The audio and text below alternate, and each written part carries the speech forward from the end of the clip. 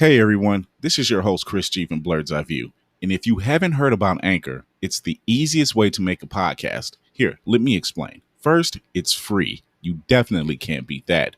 Plus, there's creation tools that allow you to record and edit your podcast right from your phone or your computer. Anchor will distribute your podcast for you so it can be heard on Spotify, Apple Podcasts, and many more. You can make money from your podcast with no minimum listenership, and it's everything you need to make a podcast and more. Download the free Anchor app or go to anchor.fm to get started. Aren't you tired of talking heads just talking? Black Gamut Entertainment is vowing to change the industry. We podcast with a purpose, and our shows have goals. If you want to help make a change, then come join the Black Gamut family. Together, we make a difference.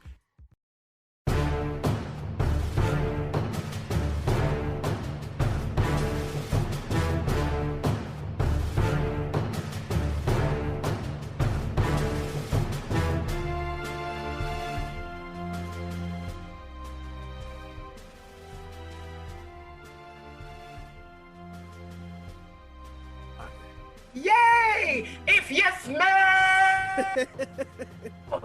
what the block is. And then what he do all this bullshit here. Yeah, with that, wait, the whole look. He's all like cooking. He did take forever to do that shit. That shit. He did. He dragged it out, but it was okay. I was here for it. It's called anticipation. So loved it. For those who are just joining us, this is the third season of Blurred's Eye View. I'm your host, Chris G. With me, my co-hosts. Notice is there a plural on there. The It's the Issus. Darius DC Chambers and our newest addition, Brandy Blocker. How's it going, everybody? It's going. I'm so excited to be here. And I'm very excited that after all of the verbal abuse I've given DC, he was so nice to introduce me like that. Because I've been dragging him for like no reason. So, and I'm not gonna stop, but that was so nice. So for those who don't know, Blurred's Eye View is a podcast and now a video podcast that discusses everything in geek. Oh yeah, we getting big. That discusses everything in geek pop culture and everything in between. And since we've been gone for a couple of weeks, there has been a lot that's been going down, especially in the past 2.5 months. But we'll get to that later. First up on the bat, we've got a lot of stuff, a lot of talk going on about Zack Snyder's take on Justice League. They just announced this week that Joe Manganiello will be reprising his role as Deathstroke. And if you've seen Justice League at the end, it was one of the end credits. He shows up as Deathstroke. He looks good. It's good to see how this turns out. Very, very brief. And it has also been said that Jared Leto will be reprising his role as Joker. Yeah, I saw that. I don't know how I feel. I don't know how I feel because I think we've been waiting for this for so long. And I think the first 10,000 years we were waiting on it, it was like, okay. And then now it's like, this had better blow our minds because it better. It's getting to the point now. I don't know, y'all. I'm still gonna watch, but we're gonna have to see because I wasn't that impressed with Mr. Leto. Well, see, he also had some problems with it as well. He stated that, and let's face it, we were all in this boat when Suicide Squad came out, that it was, to us, the way they were portraying the trailers and everything, it seemed like Joker was the big bad. Right. And then we see the movie and dang shit. And it's like, why we came, where we came here, and that wasn't it. That wasn't it. There's no other way to say it. It wasn't it. Very disappointing. He is a great actor. He is. So I would like to see. I would like to see what he would have brought to the table.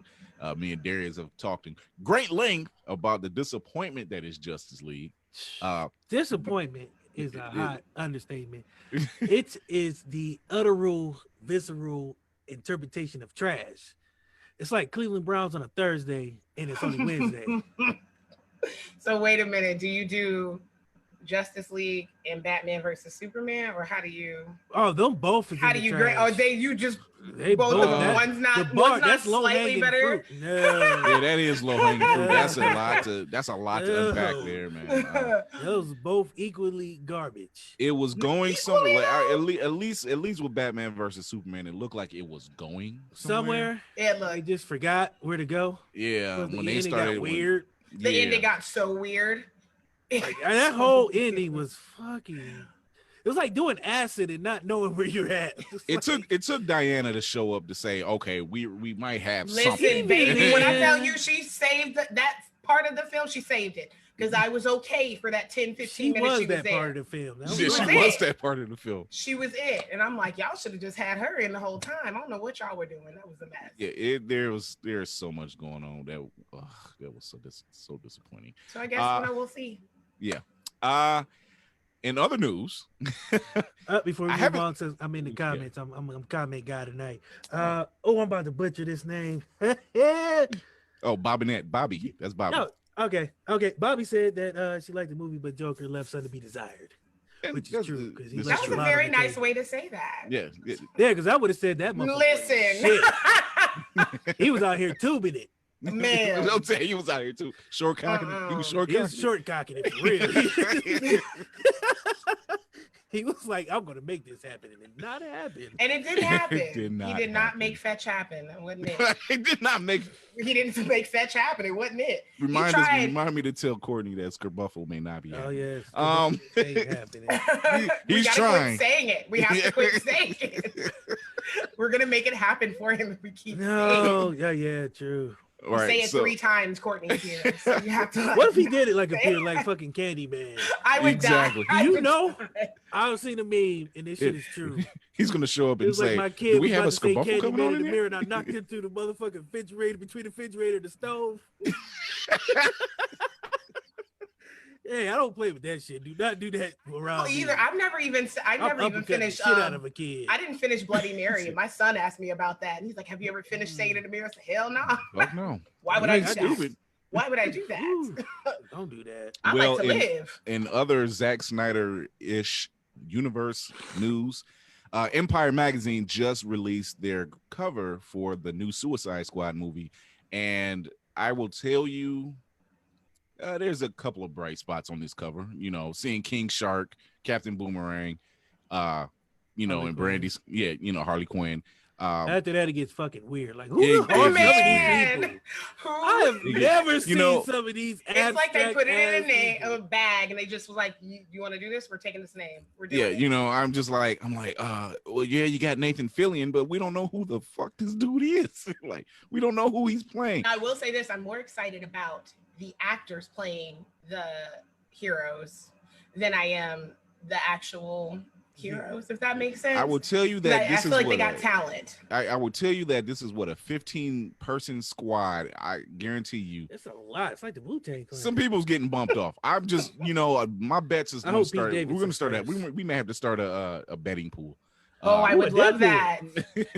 Let's do that of who's gonna last. It may not be. It might not be Pete Davidson. It might not be. Davidson got to go first. Yeah, it might not be Idris.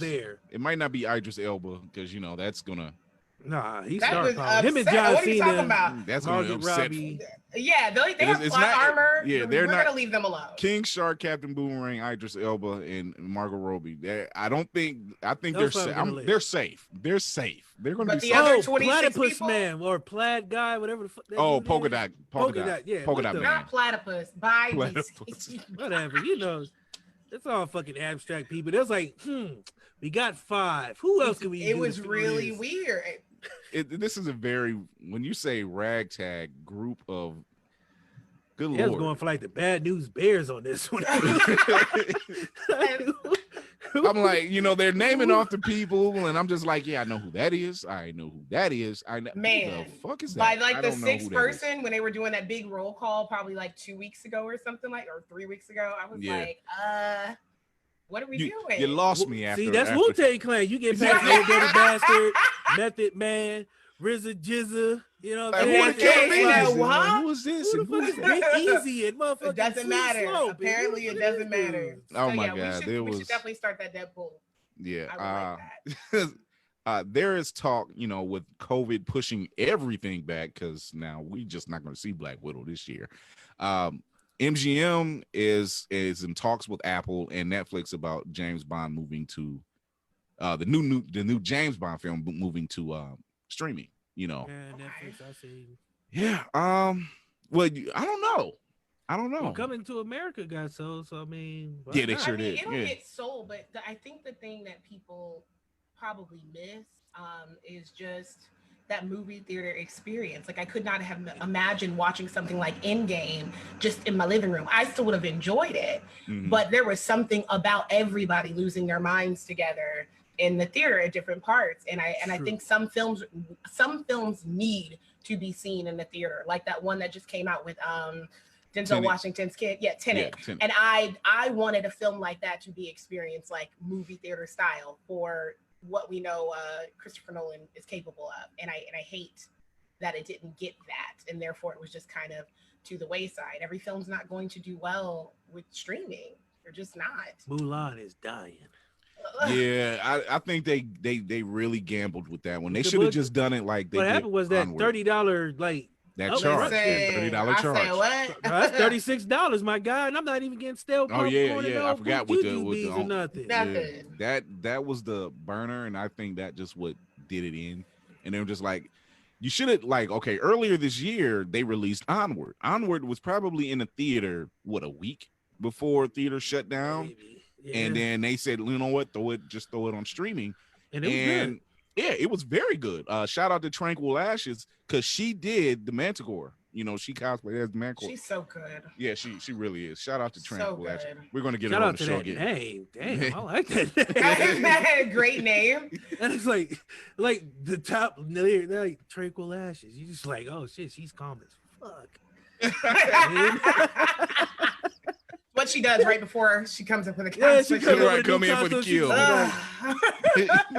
I'm ready. She comes in calm, but she's coming in for the kill. You're just like, oh God, you pissed her off. Why? Because she's calm. Just leave it be. See, that'd be the ones that get you, the calm ones. Always, you don't mess with them calm ones. But she's a friend of the show. She's been on the show before. I'm gonna have to get her back on. You have to come back because I'm here now, sis. So. Come back. In other news, Michael B. Jordan is up to produce the Static Shock I'm sorry, movie. You said Michael B. Jordan. Let me take off my shirt. I'm sorry. Never say that name again. I say it 2 more times. Will he come here? MBJ from now on. MBJ from now on. But yeah, he's up for producing the Static Shock movie for Warner Brothers. This is good news. Dope. He's making some moves.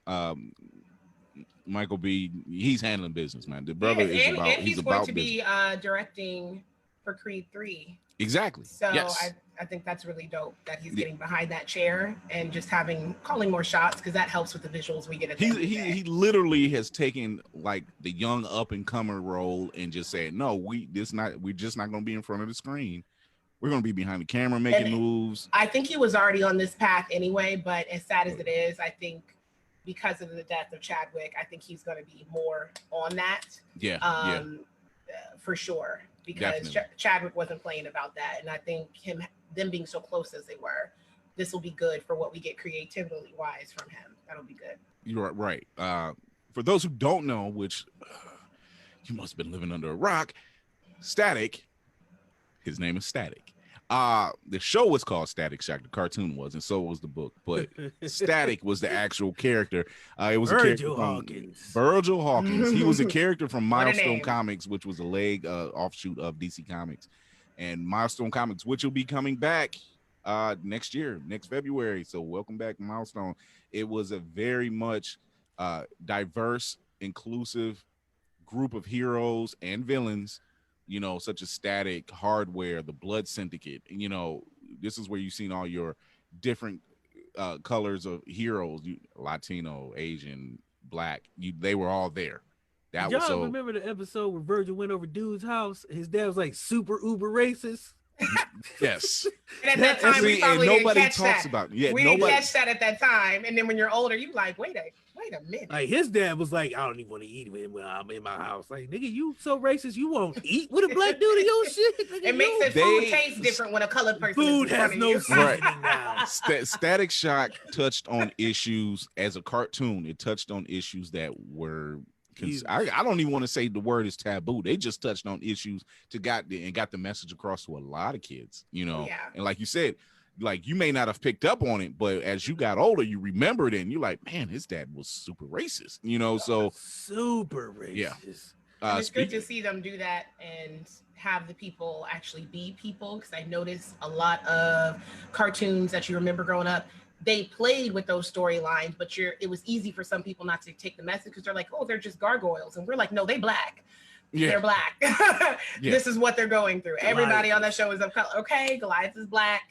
Like, this is a real thing. So when you manifest them into humans in cartoon form, it just means more to see it. And so hopefully when they do this remake, it'll hit a little harder too. Oh yeah. And just so I have the news about Michael B doing Creed 3 anyway. In talks to direct.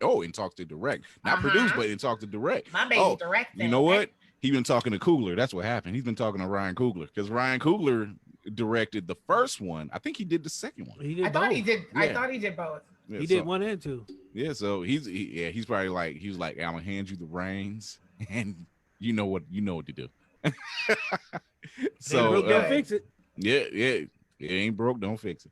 And other cartoon news, I had the opportunity of watching a special this week with DuckTales. It was an hour-long special. Oh yeah, I missed it. Oh, yeah, it was the Darkwing Duck episode. See, I thought they was bringing him back. They did bring him back. Well, I mean, for like his own show, I thought it was gonna be like a reboot. Oh no, this is the first time he shows up is when he becomes Darkwing. And then in this episode, well, it's actually a 2-part episode. In this episode, he's looking over the city, but there's no crime. Like there hasn't been any crime since the mayor took over. So the whole time he's become Darkwing Duck, he has no crime. He's got all the gadgets, he's got all the skill, no crime to use it. So man, I want Drake Mallard back, man. Yeah. So basically, the episode entails wasn't that his name, Drake Mallard? Drake Mallard, yeah. It tells one of the main. What we remember. Yeah, I was like villain. Drake Mallard. How did I remember that? Yeah, the main villain. He's got some new kind of tech, and he opens up a portal saying, "Oh, this is going to solve world hunger and everything." And it turns out, oh no, he's trying to open up a whole new world, and that's what brings in the villains from the Darkwing Duck universe. Oh man, they had some goofy ones too. Oh yeah, the one that looked like Goofy that had electric. Oh yeah, Megavolt. Yeah, Megavolt. He was one of them. He was one of them. What was the reverse Darkwing Duck one? There was. They had like actually, an orange suit. The episode they did. Again, the things we remember. I don't know how the hell I remember all this shit. I don't know what I did yesterday. Because it touches your childhood. But ask us something about like some high school math. I ain't got it. Well, like I don't know it. I don't know it. Like y plus x equals. Are we solving for W? What? But let me tell you what happened in season 2 of Mighty Ducks, because I remember that. For some weird reason, we can tell you that. But I know Drake Mallard was the man. Yeah. But they talked about where they had an episode earlier. I think it was what was his last neighbor's season. name? The name who not Launchpad. The fat dude. He had a kid. Goslin was the kid, but see that was the other one with the nerd looked like Macaulay Culkin from My Girl. Oh wait, I know who you talking about. You know who? What's his name? Yeah. Egghead or like something. Yeah. But they did change a little bit because they did talk about they're not just talking about it. They are doing a Darkwing Duck television show. I'm there for that. I'm into it. I'm back for that. This typically was the backdoor pilot episode for a Darkwing Duck show now. Okay. And the only difference is Goslin is not his daughter, but he pretty much is adopting her. Ain't that what he did in the first one? Was it? Yeah, she was adopted. I thought that was like flat out his. All right, somebody call Maury because somebody lying. So but we'll figure it out. He's taking her under his wing. And Launchpad even said, "Oh, great! I'll spend part of my time in Duckburg and part of my time here." So I'm like, "Oh, you're gonna get that out the way right away." He's with both. he's gonna be on Team No Sleep. No wonder That's he keeps crashing planes. Not Team No Sleep. He can't That'll be good. I'd probably be looking more forward to that than I am surprisingly like this Animaniacs. I don't know why I'm not excited. I'm just not. I don't know why, and I love them. I think because they're poking. Well, they've always kind of broke the fourth wall, you know. And from the trailer I've seen in the Animaniacs trailer, they are poking fun at the fact that they've been gone for over 20 years. So it was like a good little trailer in Jurassic Park, and it was very funny. Yeah. But I'm like, I'm just not excited. Something's going. It hits different. It just hits different. It just hits different. Like Animaniacs, you still watched it. It's just like Freakazoid. You still watched it. Oh, that was my show. I love Freakazoid. It just, we still waiting on that Gargoyles. Listen. Quit playing with me. I want the live because that'll be it. And I want Keith David doing the voice. Oh my God. Yeah. He ain't doing Greenleaf anymore. He can come on back. He ain't doing nothing else. Come through and just give us that voice. Spoiler alert. Who's ever watching Greenleaf still? Right. Whoops. Uh-oh. Don't listen to this up, Mom.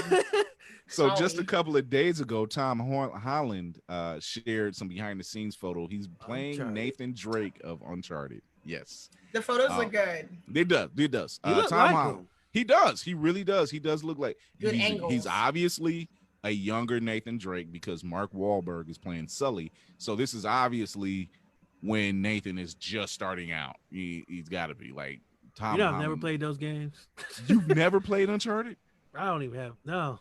Oh God! I just heard other people playing it. I just heard it was like the male Tomb Raider. It is. It's just cool as fun. Because Tomb Raider was better.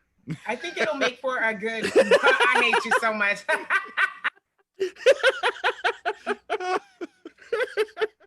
What made it so much better?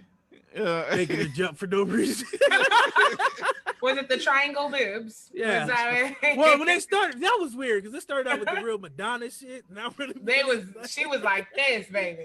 It was like super pointy. It was like, are we going here? I saw somebody like cosplay that, and it was the pointy boobs. It was. I seen that too. So good. Like genius. But on another note with that Nathan Drake, check out Nathan Fillion's fan film he did Uncharted like 2 years ago. It's on YouTube. It's completely free. It's like 20 minutes maybe. And he kind of look like him too. He does. He looks like the older Nathan Drake, you know, and fans were really wanting him to do the Uncharted film. They really wanted. I'm a Nathan Fillion fan. I wanted him to do it, and he does. He played. You know how we look at Deadpool and we're like, Ryan Reynolds is Deadpool. He's been playing him his whole career. Every movie.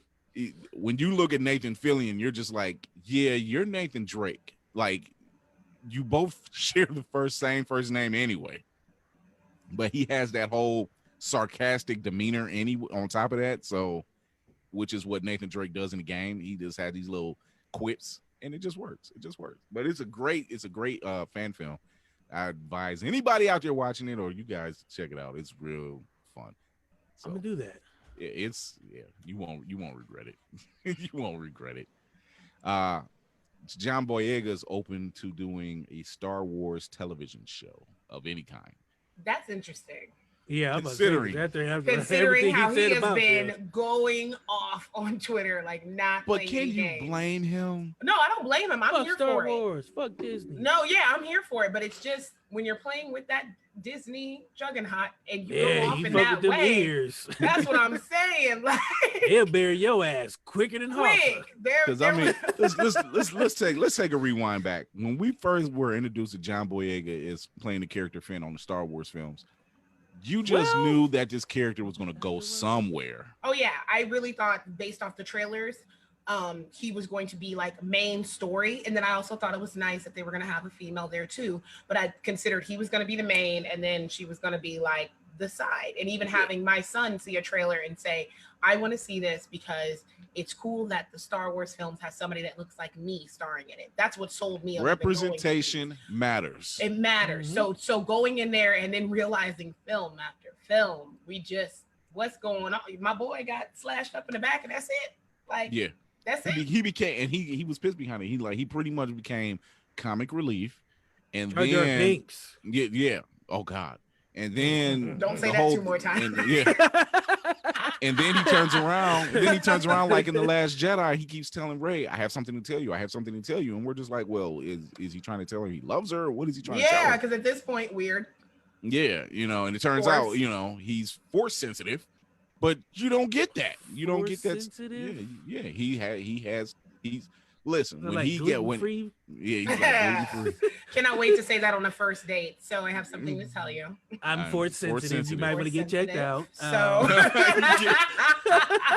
I've been taking a pill for it. So it's the Family Guy episode. He was calling everybody. Was like, "Hey, I wanted to let you know I'm retarded. You might want to go get yourself checked." He called like everybody in his phone book to tell him. Like, yeah, I just took a test. I'm mentally retarded. You might want to go get yourself checked out. I'm just letting everybody know. Oh man. We're coming up on our half-hour mark, and so we're gonna put this little segment in that I created last season on this day in pop culture history with a twist. On this day in pop culture history.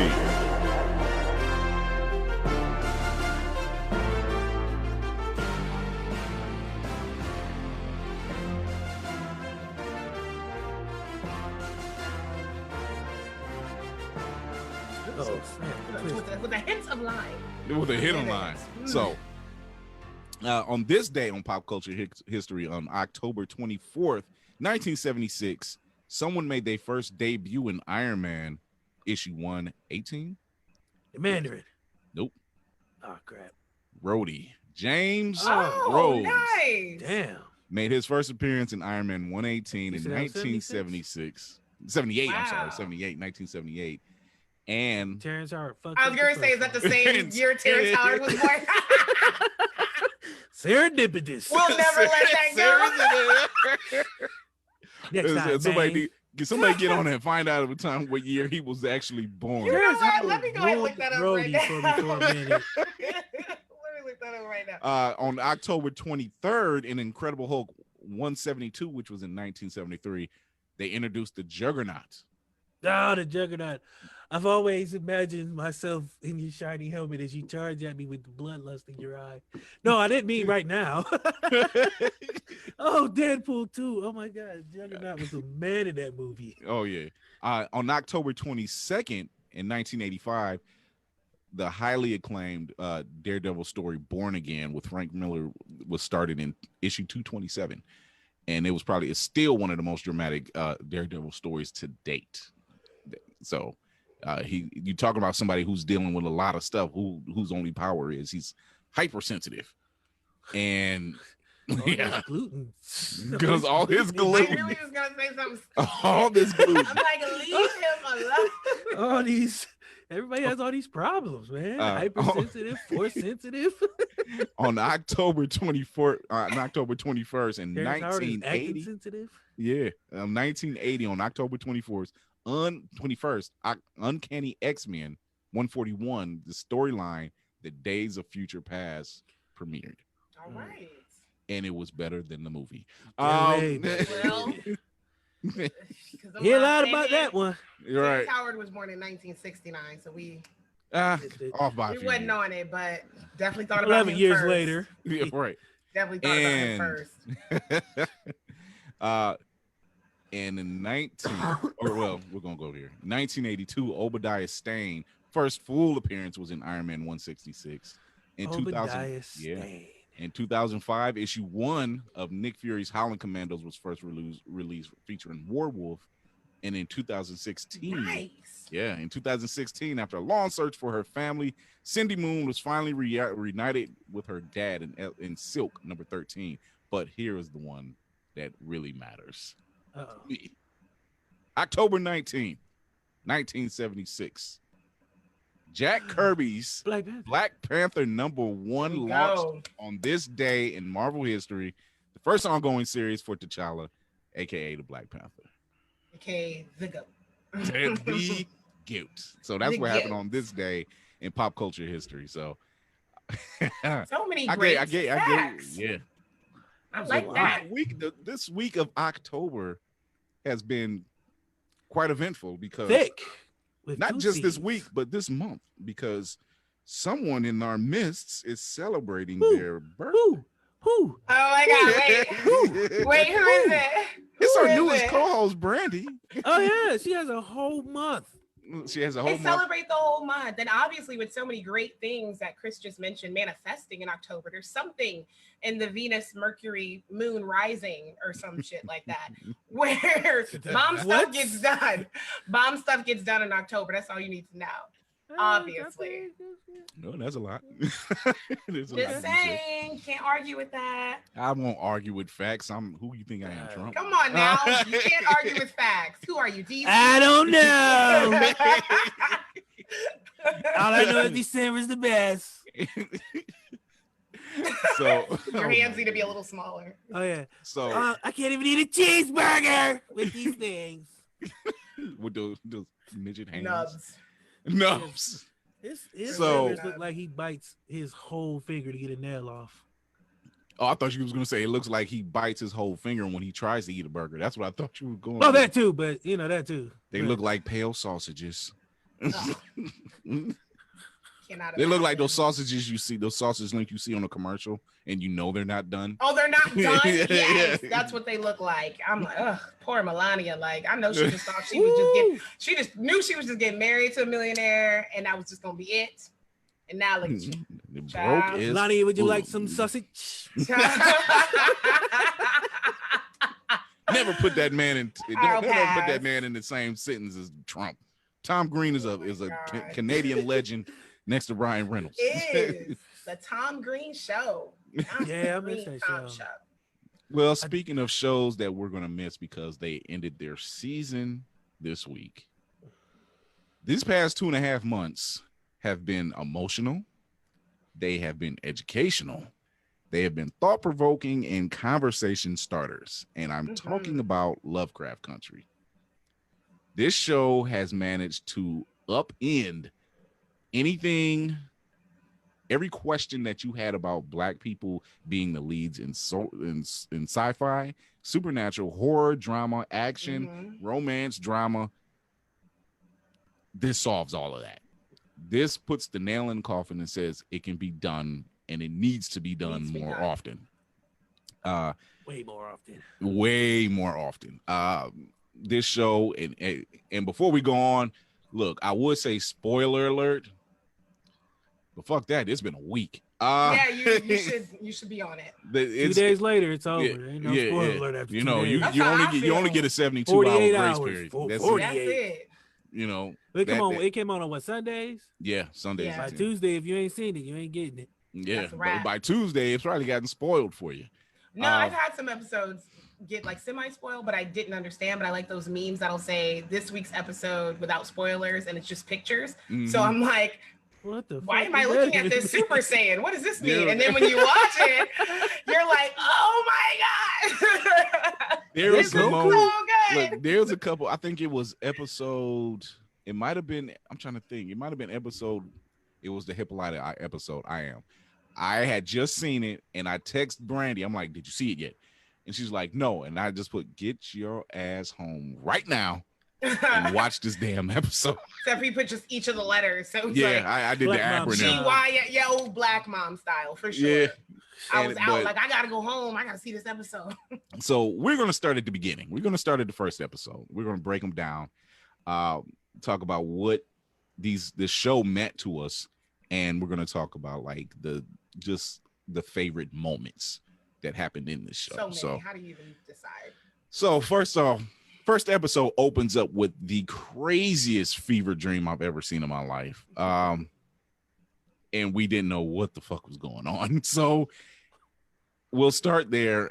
Everything that was put into context throughout the next 10 episodes, well, nine episodes after that, made sense, especially after episode 9. You were looking at a green alien, you were looking at Cthulhu, you were looking at war, you were looking at Jackie Robinson. You didn't know what the hell was going on, and we're just like, okay, this dude just having a really freaky dream right now. Eat tacos before bed. Never eat tacos before bed. But they say never eat pork before you go to lay down. That's what. I'm like, what was they having in 1950? That was a wrap. So we'll break some of this down. So basically, Lovecraft Country starts off with Atticus Freeman, Tick for short, because like Letty said, Atticus is a mouthful. I bet it is. I hope you. All right. I mean, have you anybody that's what? Have you seen that man? Have you seen him? Man. No. So it opens up with him getting a letter from his father. And him and his father have a very strained relationship. They really don't talk at all. And it comes to find out him and his father, his father's been missing. That's what it opens up with. So he goes home. This is in 1950s Jim Crow era. He goes home to Chicago to his uncle to find out what's going on. They go on a road trip. And this episode is called Sundown Town. And this is the episode where every horror trope that you can think of was flipped on a dime. Amongst the racism that was being peppered throughout the show. And they don't hold back on that. And I can appreciate that because we've been seeing something as subtle, but still very sad to me with him and the only other Black woman that were trying to get on the bus to go. And they're basically left with their own bags. And I'm like, this is really what y'all had to deal with? Yeah. Like day in and day out, none of us would even be able to make it a month. And what they had to live through almost their whole lives. Down. Listen. There were some intense moments. And just in not just the show in itself, but this episode. Because I'm just like, oh, we're that show. We are not pulling punches. And they're using the hard R. Yeah. When they're in the diner. Yeah. When they're in the diner. What are you doing around here, nigger? Yeah. Like, I mean, he meant that. He meant it was too natural for me. Way too natural. I was like, why are you so comfortable as an actor? How can you say it with why is your R's rolling like that? I mean, like you said this before. Effortlessly. It reminded me of that teacher off of the when they was doing the Boondocks. She's like, my nigga. My nigga. You've been saying this a little too long. It reminded me of when Sam Jackson was on a Quentin Tarantino set. Don't ask me which one because he's been in just about all his movies. And somebody had to say it. And Sam Jackson, Django, because that's what it was. It was Django. It was Leonardo DiCaprio. Yeah, and Sam Jackson goes over to Leonardo and says, "Motherfucker, we hear this every other day. Just go ahead and get through the scene." That was like that. At least he struggled with it. I'm like, okay, Leo, maybe you can come to the cookout. At least you want me to say what now? Nick. You know, at which point nobody gonna hit me, right? At which point I can hear Sam Jackson actually saying, "Come on, motherfucker." Just get it over with. And you think about how long they're on set. We're not going to be 17 hours on set. You can't say it. You scared to say one goddamn word? We got a word. I got chicken in the back. Wrap this shit up, nigger. Wrap it up. Right. Nigger. All right, he said it. Let's go. Right. You don't need no more takes. That like after the second time, you be like, all right, you get too comfortable now. Yes, no take more 47.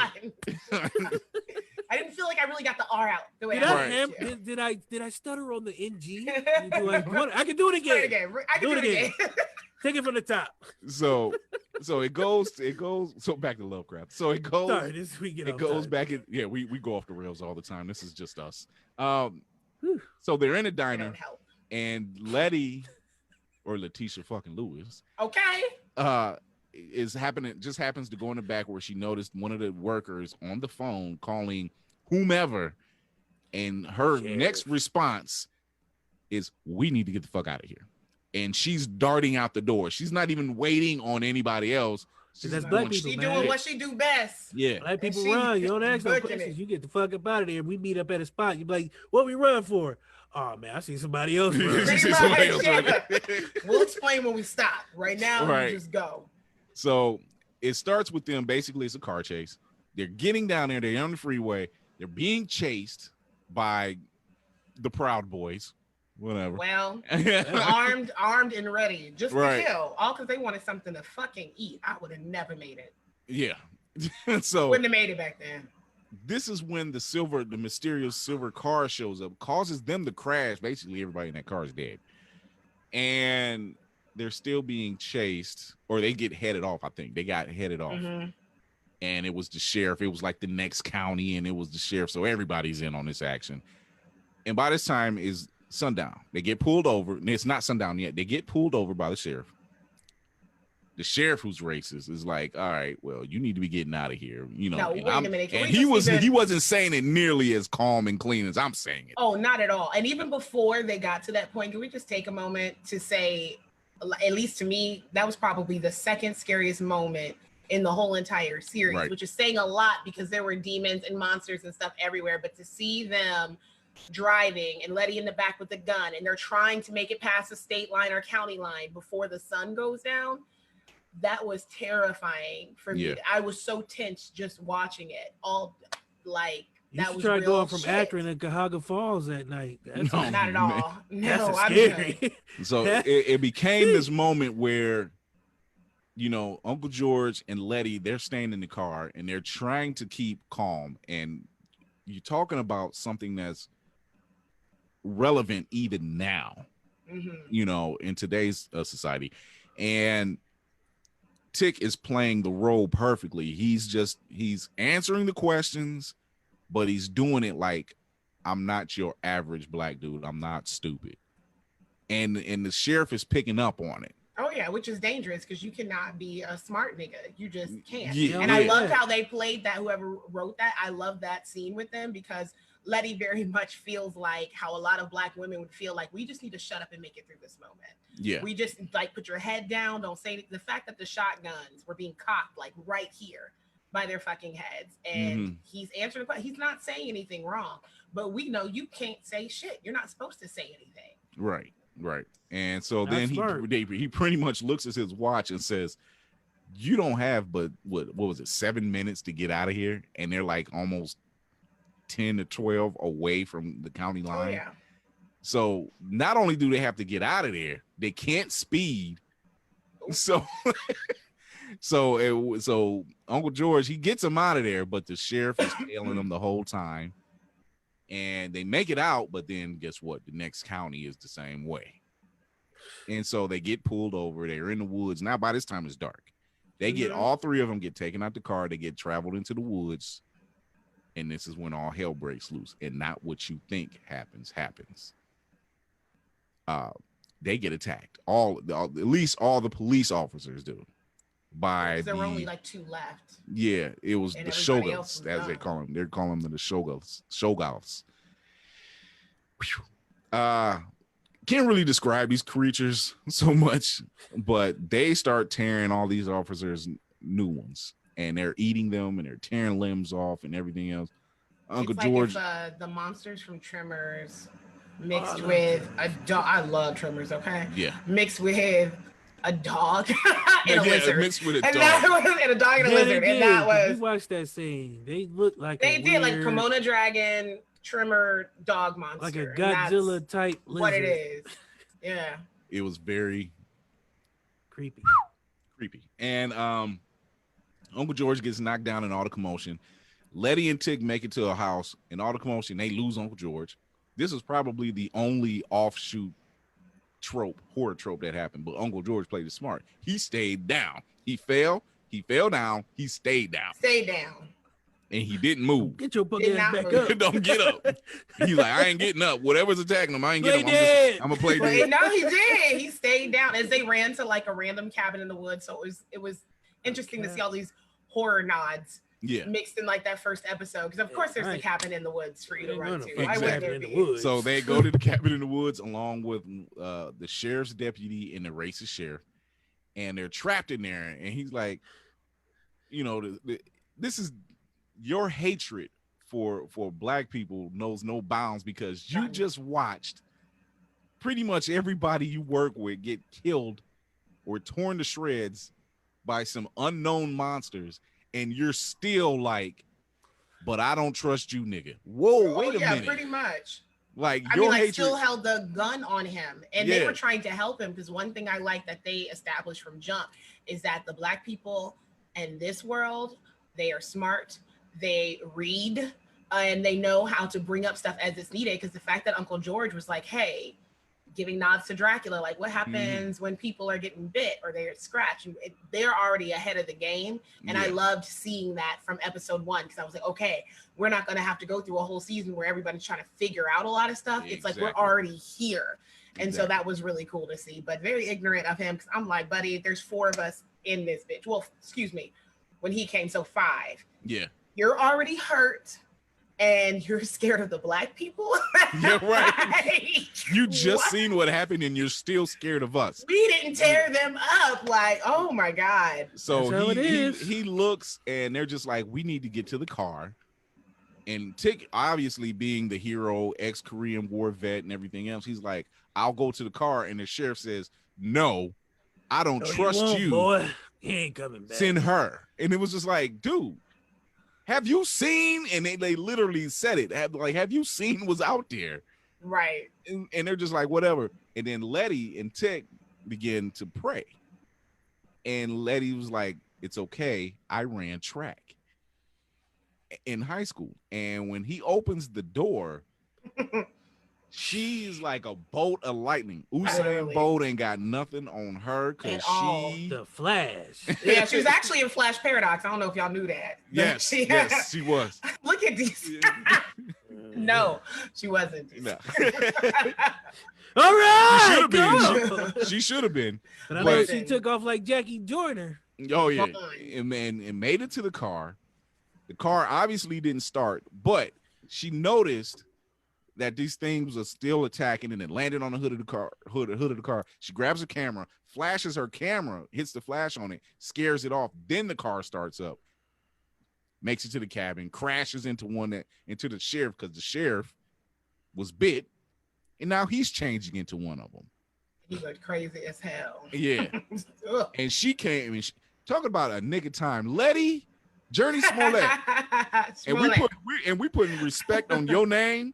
And for the record, Juicy Smollett, we know. That's one.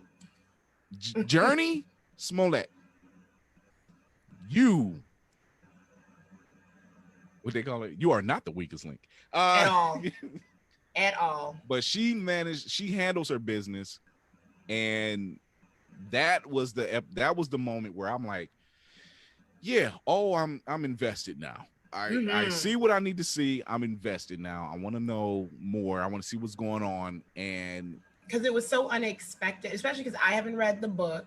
A lot of people haven't. I will now. So I'm going to do it. I very rarely watch something and then read the book. Or if I read the book, I'm like, I'm not going to watch it because I don't want to be that person that's like, the book was better. The gate, almost like the gatekeeper. Yeah. Listen, I hate that.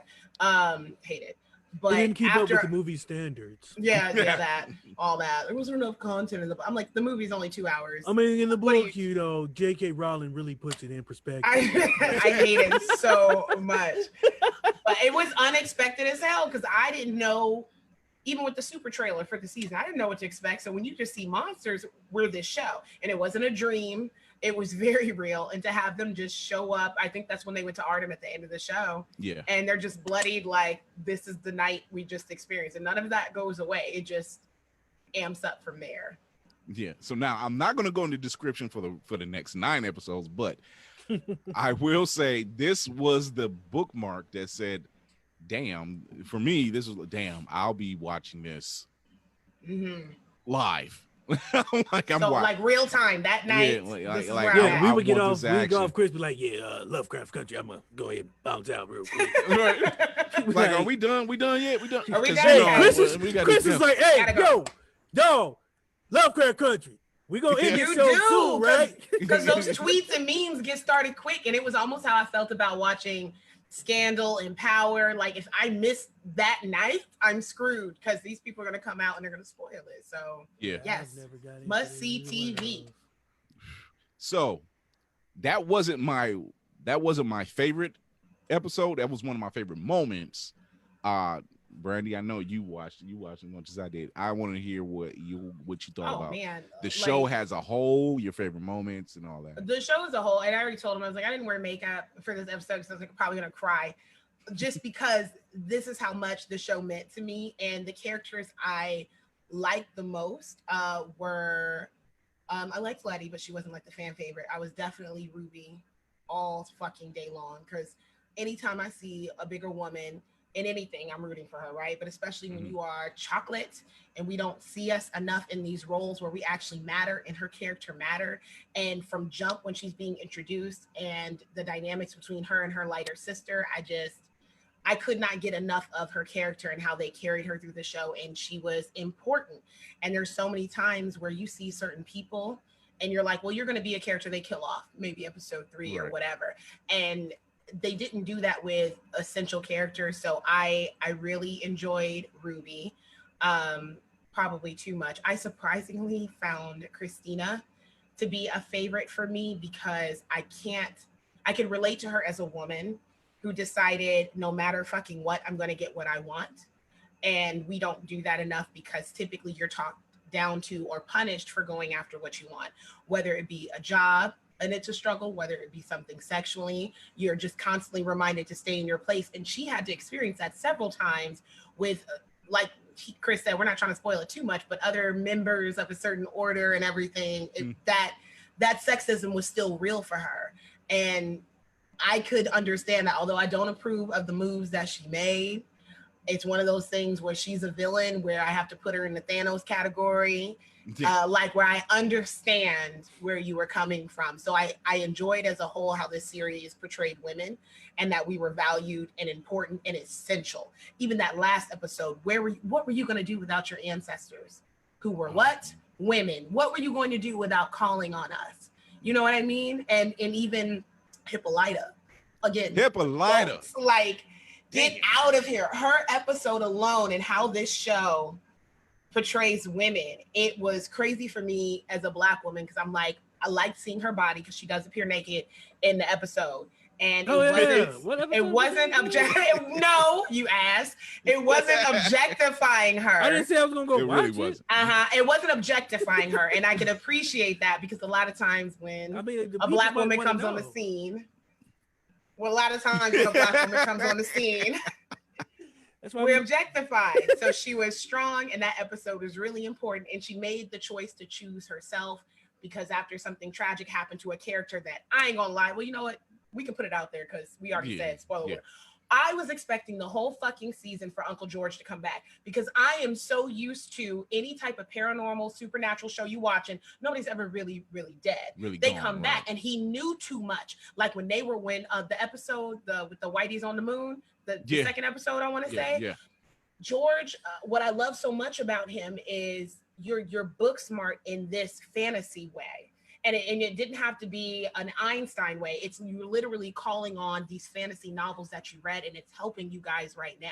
And I was like, what are we going to do without that? However, appreciating the season later, had he not passed, we would have never got Hippolyta to the point that we got her, because she was stuck in that role of mother and wife, and women just get stuck so much in titles other than what I am.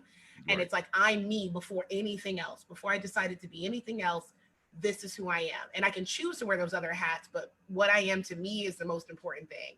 So I can't speak highly enough for how this show portrayed women.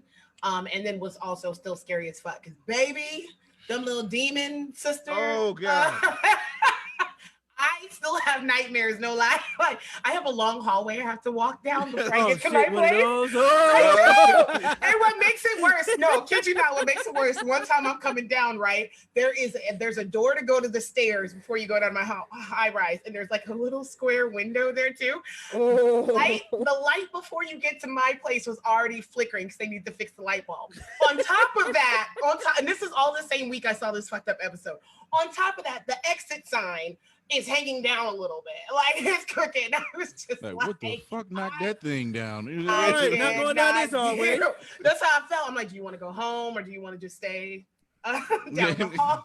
because you got a Batman grappling hook. I can just shoot up the window. Nightmare fuel. The costume design, the costume and the set design. Let's just give it up for that on this show. Yeah, they worked their asses off on that because I've only got to be an extra one time, but I appreciate now that I had been behind the scenes what these people really do with these costumes, with this makeup. Like, it's insane the detail that they put in there, because I like to watch shows and look at the background and just see, like, okay, y'all were really on point, like from how they wrote these spells out in the book of names and everything. I'm like, this was so well done, and it was about time we had like this supernatural Black adventure show for us, because we don't get that as the cast being pretty much predominantly Black. We don't get that. We're like one or two Black characters, if that.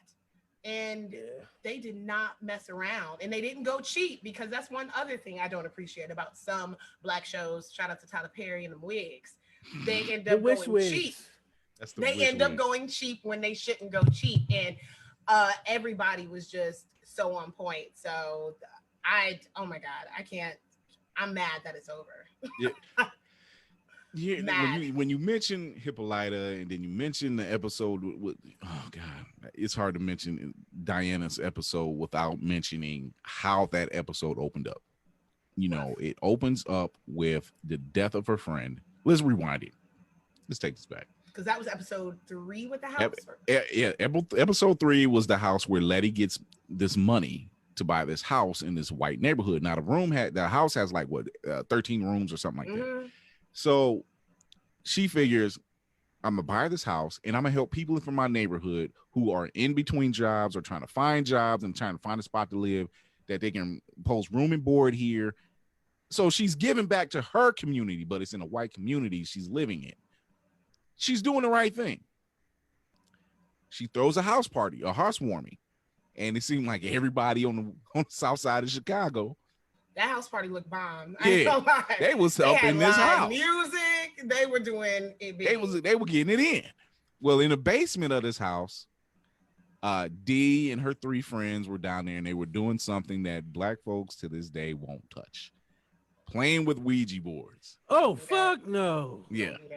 And so one of the friends said, they all have their hands on the thing, and one of the friends says, well, I have a good summer. And the thing points to no. And it wasn't until the next day, when I'm looking at all the comment sections and everything else, they were saying, oh, he's wearing an outfit that was similar to Emmett Till. And I'm like, okay, so they referenced Emmett Till. I didn't know, because they didn't call him Emmett. I didn't know that they called him Bobo. I didn't know that was Emmett Till's real nickname. I didn't know that until they do the episode with Dee, where they open it up with Emmett Till's funeral, which was considered the hottest day of the summer.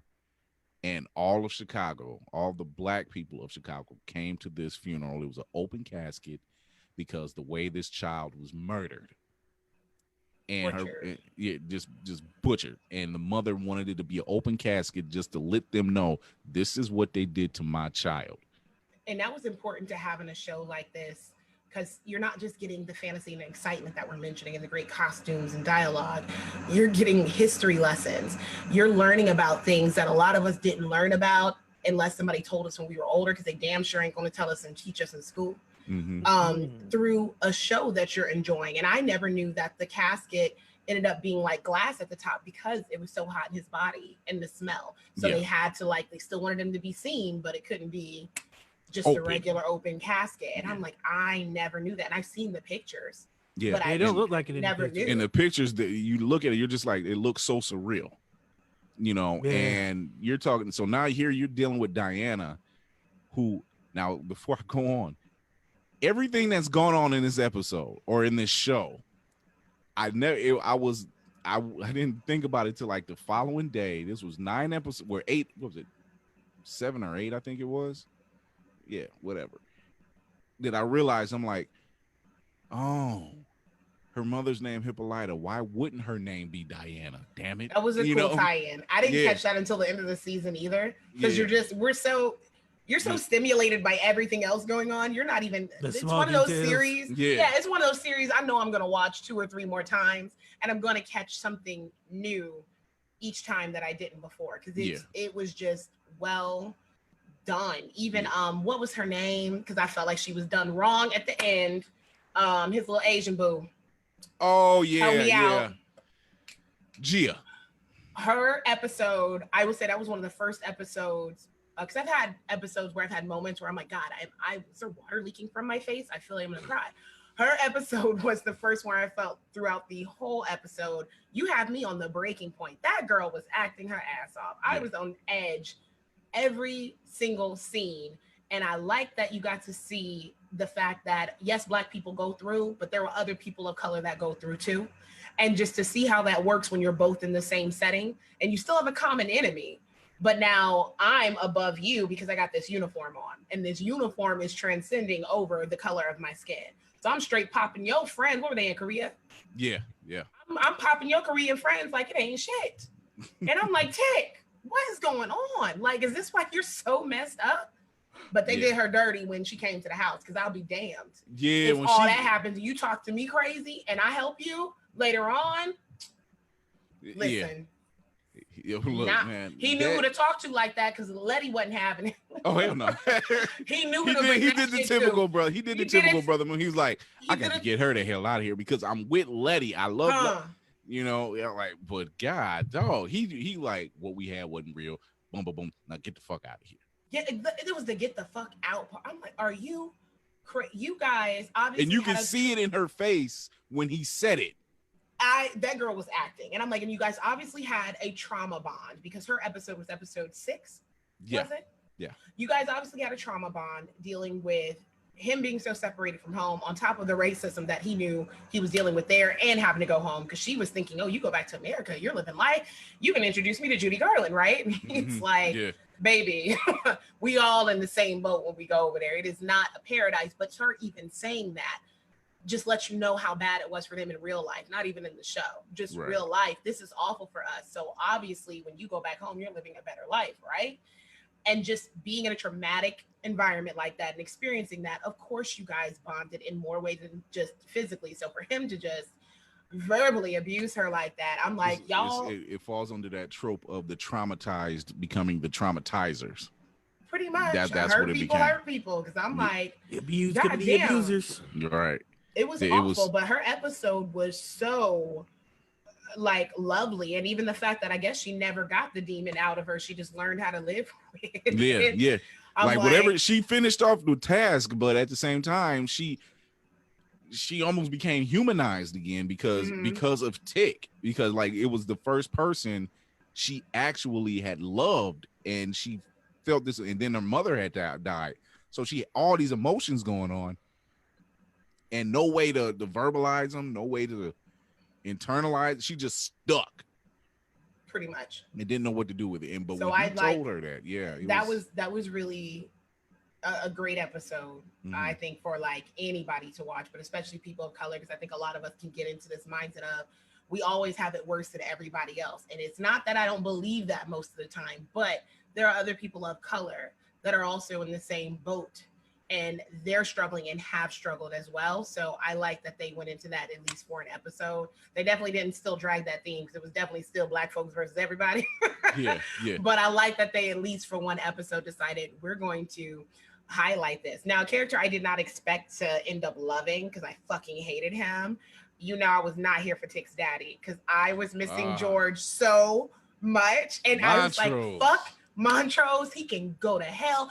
I was not Michael K. Williams, this is how you know when, and this is always a good thing to know, when you have an actor who does a role and you can't stand that character for he acted his ass. This entire, let's put this out there, this entire cast acted their ass off. Yeah. But Michael K. Williams playing the role that he played, like you're just like, he won't stop drinking. He talking to Tick all crazy. No wonder Tick don't want to be bothered with. And they're like Indiana Jones episode, what I call it for episode 4. That's what it was. Yeah. I was like, you know, I don't like you or trust you, but I also realize that they need you. And the fact that somehow, some way, because I can never do it, you've read these books and scrolls and memorized them, so you're just off dome saying shit. So we obviously need you. Well, see, this is what happened. When he mentions, like in a later episode, that he was dyslexic. And I'm like, oh fuck, no wonder he can read the Book of Adam and the Book of That, because this shit looks backwards to him. It was already clicking. So for him, he was just like, okay. Yeah, he was like, yeah, I'm dyslexic. Lovecraft, they are coming through. So they were really hitting on some notes, but it wasn't. I think that was episode 9, 1921. Yeah, 1921 rewind. This was the episode that, because Montrose mentions it several times throughout the duration of the series, where they talk about Tulsa, Oklahoma. The Tulsa, Oklahoma, they called it riots. It was a massacre. That's what it was. And oh God, it was intense. But this was the episode where Hippolyta returns. With the blue, she returns. She returns and everything. She's just like, and she's confident and she knows what's going on. And by this time, D has been cursed. But side note, Hippolyta is confident because she came in with no explanation, baby. She was like, okay, where's my kid? They like, they was like, where you been? Yeah, Montrose was like, Hippolyta, where you been? And she was like, that don't matter right now. Yeah, where's they Diana? Never even addressed it. It was just like breezing past it. And you know what? They probably didn't think about it this deep, but maybe they did because the show is just so well written. But I'm like, kudos to you for having a moment where a woman can come in after being gone and just decide, I'm going to be a mother now. Because we're so used to men just being like, there's not seminars to teach men how to be more selfless. You know what I mean? Like they just know how to think about themselves first. They handle their business first. They're rarely chastised for it. Which is why it's so easy for them to break away from a family and just leave a kid hanging. Or get a pack of cigarettes and never come back because I'm going to get some milk and just never come back. Daddy need a pack of Cools. I'll be right back. And if a woman ever ran out for some Newports and never came back, she'd be crucified because you're not supposed to do that. So I like that Hippolyta got to come back and not explain herself, but to nobody but Diana. Like, you know what? I owe you an explanation. I don't owe the rest of you shit. Like, Mama went to be a temptation for a minute. Yeah, she went to be a temptation. But she comes back armed and ready, and she says, "We have to get the Book of Names." And they all say, well, Montrose says, well, the last time this book was seen was in the Oklahoma massacre, in the riots, and it was burnt up. And she's like, I can get you there. And they're like looking at her like, oh wait a minute, wait. Now you didn't introduce time travel into this whole show. At the end of the season. Yeah. And she says, she goes to this machine where she initially disappeared in the episode I Am. And she's like, but this thing needs a motherboard. And they're like, what? A what? And she's like, it needs a motherboard. It needs like a computer. And I'm like, where the hell are we going to get that? I'm the motherboard. Hold on. She jacks herself in, opens up a portal, sends Tick, Letty, and Montrose to 1921 Tulsa, Oklahoma. And this is where I was pissed at Montrose in the beginning of the episode, but by the end I understood him. When Letty and Tick jump through the portal, and Montrose is standing there, and he's hearing all those voices, he's remembering all those memories and stuff. I'm screaming at the television like, motherfucker, jump through the portal. We ain't got all day, We trying to get this book so we can get this spell, so we can save Diana's life, so we can get Christina's ass. We trying to save people here. But he did such a great job acting like an asshole. You had, at least until that episode, you had little to no sympathy for him being traumatized and thinking about people that are traumatized from these massacres that have happened in real life. Because if anybody watched that show and just thought, oh, that was crazy, they wrote the hell out of that. That was a real thing that happened. It was a very real thing. So to see your friends and your families hunted and burned and everything in their own utopia, because this was Black Wall Street, baby. Like, this was a big deal, a huge plot of land where there were banks and there are all these businesses and we were running our own utopia.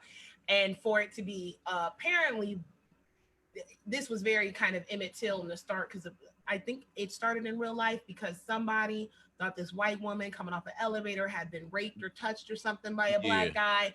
And instead of letting this man do a fair trial or whatever, the lynch mob came out like, they just lost their minds. Yeah, we just want blood. And I'm just like, this is fucking crazy. Rosewood. Yeah. crazy. Yeah. And it wasn't the first one. So if anybody's listening and you want to do your own homework, it was not the first time that this happened. And it's happened constantly over in history. It's just constantly I saw happened. like some propaganda, like some newspaper articles that the New York Times was printing off and putting out there. Because 1919, I want to say, like a few years before the massacre happened in Tulsa, several outbreaks of the same behavior happened because all this media content came out like blacks are preparing to murder and massacre whites, or like on site and all the rest of this. And I'm just thinking, what?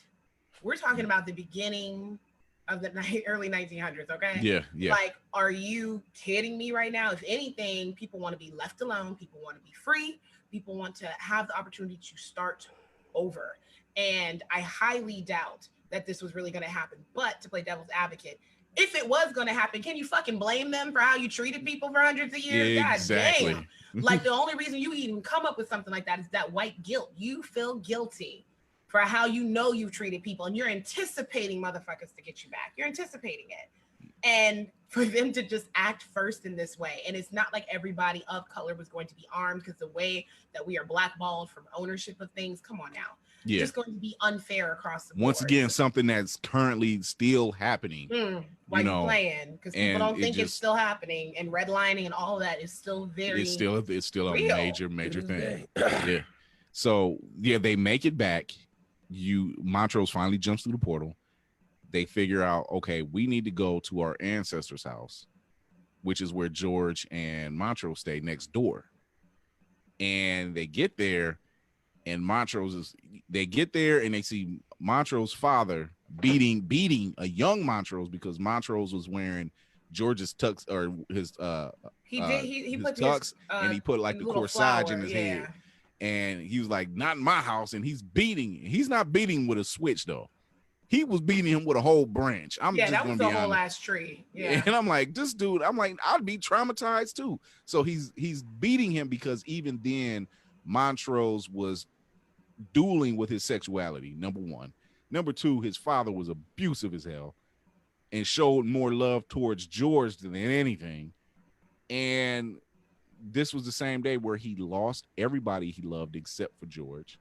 He lost it. It was a friend of his that they were kind of having a thing, but he had to tell him that day, we can't be friends no more because, quote unquote, he's a faggot. That's just what he says. And it killed him inside to have to relive all of this. And now you understand why Montrose is the way he is. You understand the fear, you understand the anger, and then even Tick like by his side, because Montrose, of course, beaten the hell out of Tick growing up. Yeah, because it's what he knew. It's all he knew. And from the jump, even when they got to that portal, Tick was pissed because Montrose was already drunk, because he already knew, I'm gonna have to see some shit and deal with some shit. Yeah, and I still haven't dealt with this. And he told him, and because he's like, I can't. He pretty before all of this happened, he was like, I can't even count on you for this. Really now? And then that's when everything starts boiling down and you see it. And this was the episode where it really hit the fan, because this happened on, what was it, their prom night, I think this was. Yeah, because the girls had come in and they were like, they canceled a dance. Yeah. And nobody was sure like what was happening, because it still hadn't really hit them yet. It was so intense. And Tick had to go with Montrose to handle business. Letty had to go to the ancestors' house to get the book of names. And that's where it just, two powerful scenes are broken down, and in a way that just made you say, oh shit, what the fuck? So we'll start with Letty. We'll start with Letty, because she's doing her thing, and you know, Letty's got her, she basically got her Skechers on. That's what she's got. Listen, because when I tell you, baby, she clocked them shoes so quick. The way she looked at her, I was like, she already, she know. I think it was like Tick's great grandmother or something like that. The first thing she looked at was the kids, and I was like, talk about an observant woman, because I wouldn't have caught that right away. They were just like, who are you? And she had to make up this whole thing, and they had to wear the same outfits everybody was wearing. But those shoes gave it away, and Tick's ancestor looked at them shoes, and she ain't even say nothing. She just knew something was up. Oh yeah, it was that face she gave. She was like, you ain't telling the whole story, basically. And so when it all starts to boil down, nightfall hits, and the crazy racist white folks start showing up in town and shooting up and tearing up shit. And Montrose and George's daddy, this is the time I was siding with him, because they came up there right when they were chasing Letty down. They were chasing her down and they shot her. And this is where she forgot she had a spell on her that makes her invulnerable. Yeah, so she was definitely in the Matrix, baby. Yeah, she failed. And then that's when she realized, oh shit, bullets can't hurt me. Let me get my ass up. And she gets up, runs in the house. They lit her in the house, and Montrose and George's father literally looks at all those white people, says, come on, I got enough bullets for all y'all crackers. And he starts firing off shots. And I'm just like, okay, now I like you. I didn't like you before, but now I like you. They came ready, because I liked that scene, and then also the scene from the Haunted House episode 2, where as soon as very white unspoken. Boys, as soon as the white boys started basically coming and taunting them, trying to terrorize them out of the neighborhood, I like that the men especially came to the rescue. Like, they let Letty do her Beyonce thing and bust these cars up, but they also stood by with their guns. And I'm like, I need more of that visually. Yeah, like, it wasn't so much it wasn't so much protection, it was support.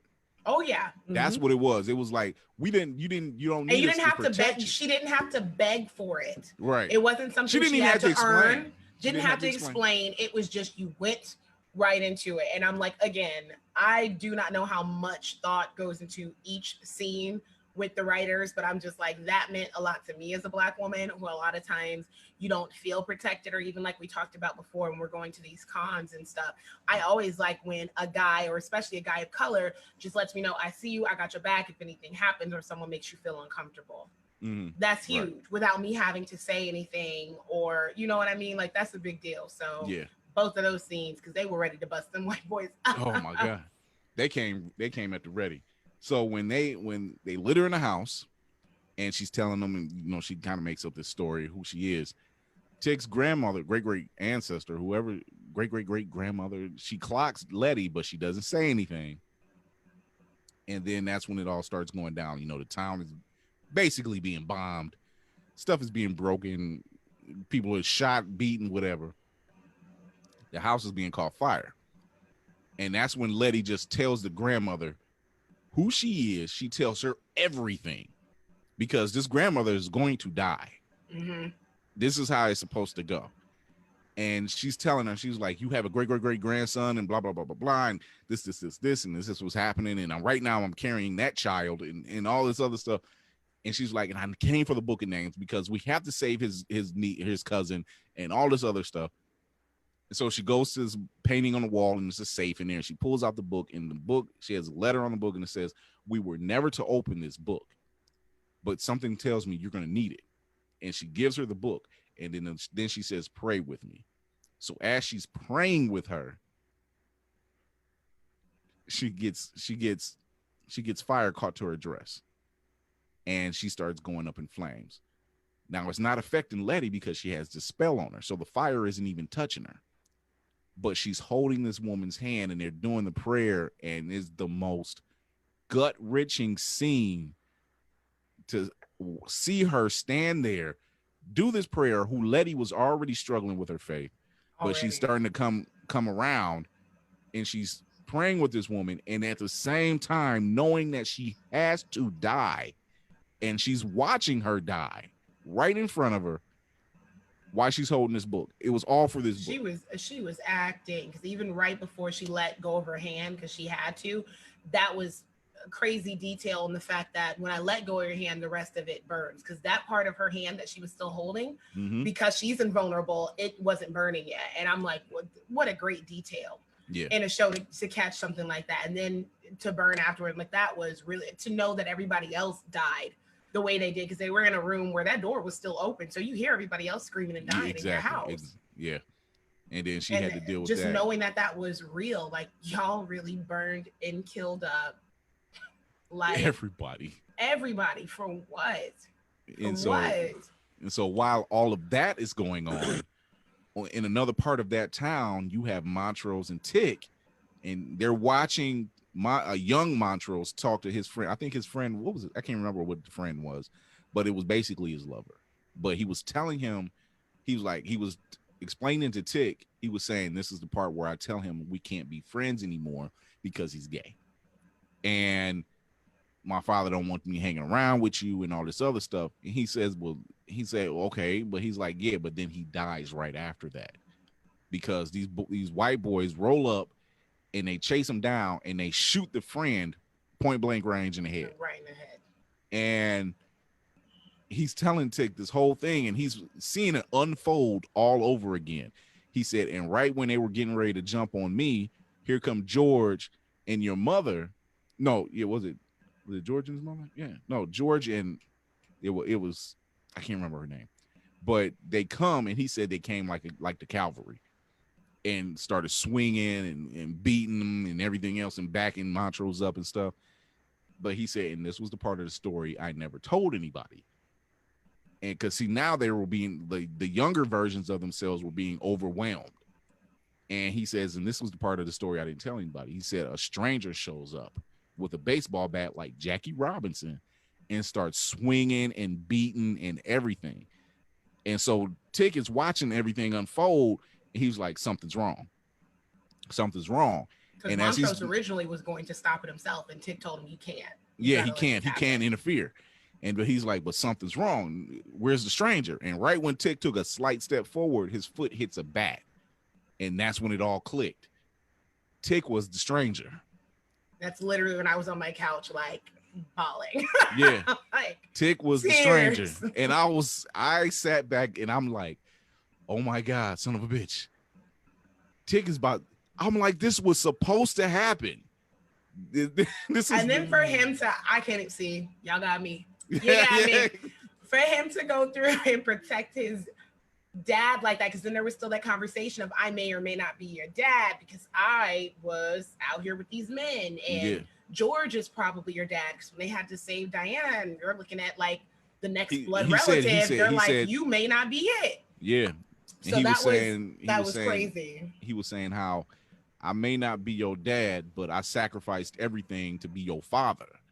And when Tick goes out there with that bat and just basically just hauls ass on everybody. My favorite part is when he hit that one bitch. I was, yes! No mercy. That was an equal opportunity ass whooping because she came up and he hit her with the bat and knocked her down, and it was just like, hey, you came here, you can get this too. I loved it because I think she had on her little dress. He knocked the shit out of her. I was like, yes to being like rated E for everyone. I am here for it.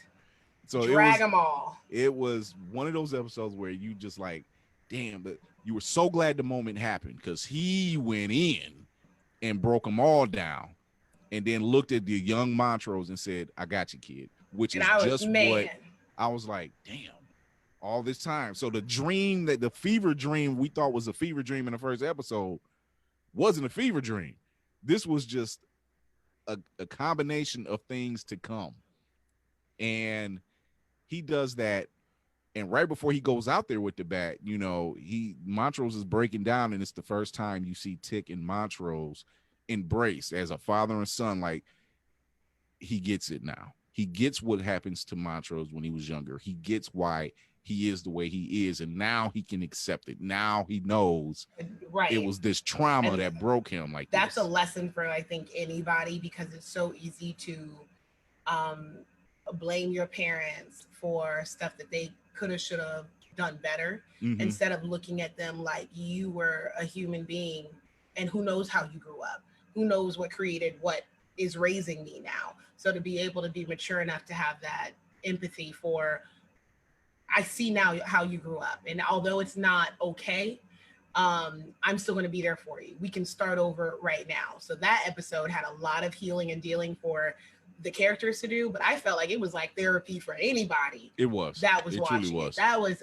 therapy. I'm like, I hope any Black man that goes through this, where their dads either aren't there, or you have a dad where it's like, my dad was in the house, but he was not emotionally there. It's like, so there's a lot of that going on too, where you'll financially provide, but you're not providing anything else. There. Yeah, you're not. And then you have to find out everything yourself. So I was really hoping that anybody that watched that, especially Black men, they got something from it to see the different layers of you can whoop ass, but you can also cry. And I know there's a running joke that Tick be crying all the time all the episodes. Well, I understand. I know why. But I'm like, okay, like let him cry. Like this man been going through it.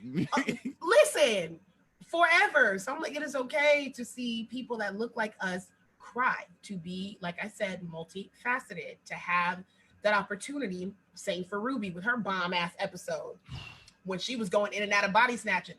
So first of all, Ruby, I was not expecting that to be Christina the whole time. That when was they were in that tower, the way she started talking, I'm like, something ain't right. Shit, that ain't Ruby. What? I'm like, huh? Like the body switching and taking the pose. They was definitely into some real ass black magic. But to ask my my new co-host question, would you, since episode was a strange case episode 5 for Ruby? Yes. Would you guys take a potion to be white if you could? Because that's what she, did. For those listening, she got to take a potion and just do simple stuff. Like people were making fun of the fact she got ice cream and sat on a park bench, but y'all don't understand. That was a historical connotation that basically was saying like they couldn't do that back in the day. Couldn't. And there was even and they gave it to her for free on top of that. Listen, she was like, "Oh, I ain't got it." And they're like, "Oh no, it's fine." I'm like, "You get free ice cream for being white since when?" Like forever. Put me on. I didn't know. Whole house for free back in the day. Listen. So yeah, it was some. Would I do definitely it? some strong. Yeah, but would you guys take some potion to be white? I would. I don't have the need to do as so. Hard I don't as the want struggle to. is being black, I wouldn't give it up because it's so much we've done behind the scenes and in front of the scenes that why would I want to give that up? You know what I mean? Right. I would say no to who I am now, but if I had to grow up the way Ruby did, and especially because I already feel like I'm an undeniably black woman, but she has this gorgeous darker skin, and you already know the colorism is real in our community, let alone across the board. So just I can also understand her doing it, and probably would if I was in the 1950s too, from the sense of I want a break, I want the job, I want the life that I feel like I should have, but because of my skin or my size, it stopped. What'd you say? Oh my God, did someone say his name 3 times? Oh, Jesus. We said Screwbuffle 3 times and he appeared in the comments. Here we go. Oh my God. It's like Beetlejuice. That's just like Beetlejuice. Just appears. But a lot of people apparently had a problem with the amount of gore that would happen when Ruby would change. That was the sickest way I've ever seen a transformation ever. I loved it. That was I'm like, so what are you crazy. talking about? This is beautiful. Even the whole sex scene, and she literally bursts out of the body. I'm like, visually stunning. Yeah. Visually stunning. What court are you talking about? They know something. But it was some. But to answer that question, no. Well, let me ask you this. Now, if I change what my credit score gonna look like, and then where do I live? That's what I'm saying. You change, you go get that loan, you go get that house. Because if I get that credit score real quick and go back to me and be normal me, and then go back, keep all that shit, I'll do it. Make that move. That APR, that interest rate for the white boys. I'm telling you, not the APR. You know we older. The APR, the fiscal unit on that, the fiscal unit. We got our kids in a good school district. It looks good now with 10 years interest and equity. I could be paying $250,000 on that land. You gotta diversify your bonds. Yeah, you gotta diversify the bonds. Exactly. No, but if I could do that, if I could use that day and go and just clear up everything. Like, hey, I know this guy Darius. I want to clear out his credit score. And I'm like, oh, for you, Bob, sure, real credit score. They go right on because it's not like Ruby stayed like that forever. It was just enough time. So I'm like, you could get give me enough time to. You just walk into a bank, they'd be like, Norm, here's your $1 million. Here's your money. Here's that extra 10,000 loan you needed there. But I didn't ask for that. You didn't have to. You're good. You're good for it, Norm. You're good for it. But but I would do it only for the benefits because let's face it, you know, there's an extra and that's what she started to do. She got the job. I think the first was just the relief of, and then after that, she was like, okay, well, let me get this job and let me do this. I did find it interesting that as a white woman, she started to treat the other darker girl that was there almost like she was being treated herself. So I found that interesting to play with those dynamics, because I think we all know some people of color where they end up making a certain amount of money, traveling in certain circles, and all of a sudden, even politically, it's like, are you not black anymore? I know that's right, Courtney. So it makes you feel like you're no longer one of us because you end up detaching. So it's interesting because that didn't even take long for Ruby to do. Right. She was not in this form very long. Her focus was on the wrong thing. Yeah, her focus absolutely. Was on. So we've seen that happen though. That's like it's the equivalent of people who are broke getting money for the first time, like a real significant amount. Or they don't know how to act. They don't know how to act. You be like, hey man, let me get $5. $5? Nigga, I only carry hundreds.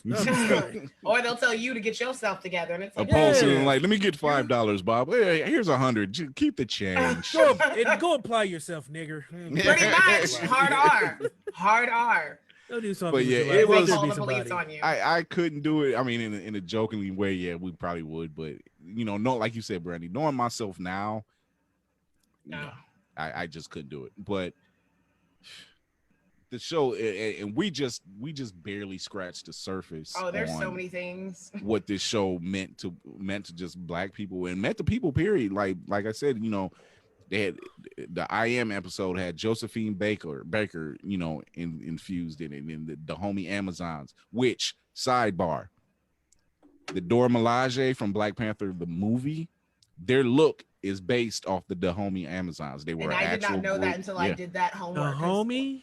Yeah, the way it sounds is the way it's spelled. The homie. The big homie, man. He down the street, man. But those women were fierce, and to see some of the pictures that I looked up online, there was only so many of them. But I'm just like, this is what I wanted to learn in history class. Like, and you wasn't gonna get that no history class. Of course, we weren't going to. That's a part of what we mean when we say white privilege, because deserved America. Our stuff are like electives that you learn in college. That's a part of the privilege we speak of. You got to go to special. You got to pay for our it. stuff. Yeah, basically. Yeah, you got to pay for it. Yeah. So here's all this free white history. Go to college and pay free white history. Or like that meme we posted where it was like how the U.S. thinks they are, and it's Superman. It's like how you really are. It's Homelander. Like, Homelander. You're fucking Homelander. No, we're Superman. No, you're not. In your history books, you are. The rest of the world, they seem Homelander. Yeah, we're definitely oh my looking goodness. more like a Homelander situation. In your books, you're Obama. Everybody else sees Trump. You know what to say? Not lying. By the way, go vote, everybody. We can't afford no number 4. Please, we can't afford it. If you can vote early, go. I don't know what happened the first time. How did we end up here? Nobody voted. Nobody. Did they really just think, okay, it was like the lesser two evils. It was like, oh, Hillary, Trump. Well, I just sit it out. I'll take my chance. Didn't help. Let's roll the dice and see what happens. Right. Well, get Obama back. You know, we sure as hell wish. One could hope. Maybe on that earth that Hippolyta was at, he was.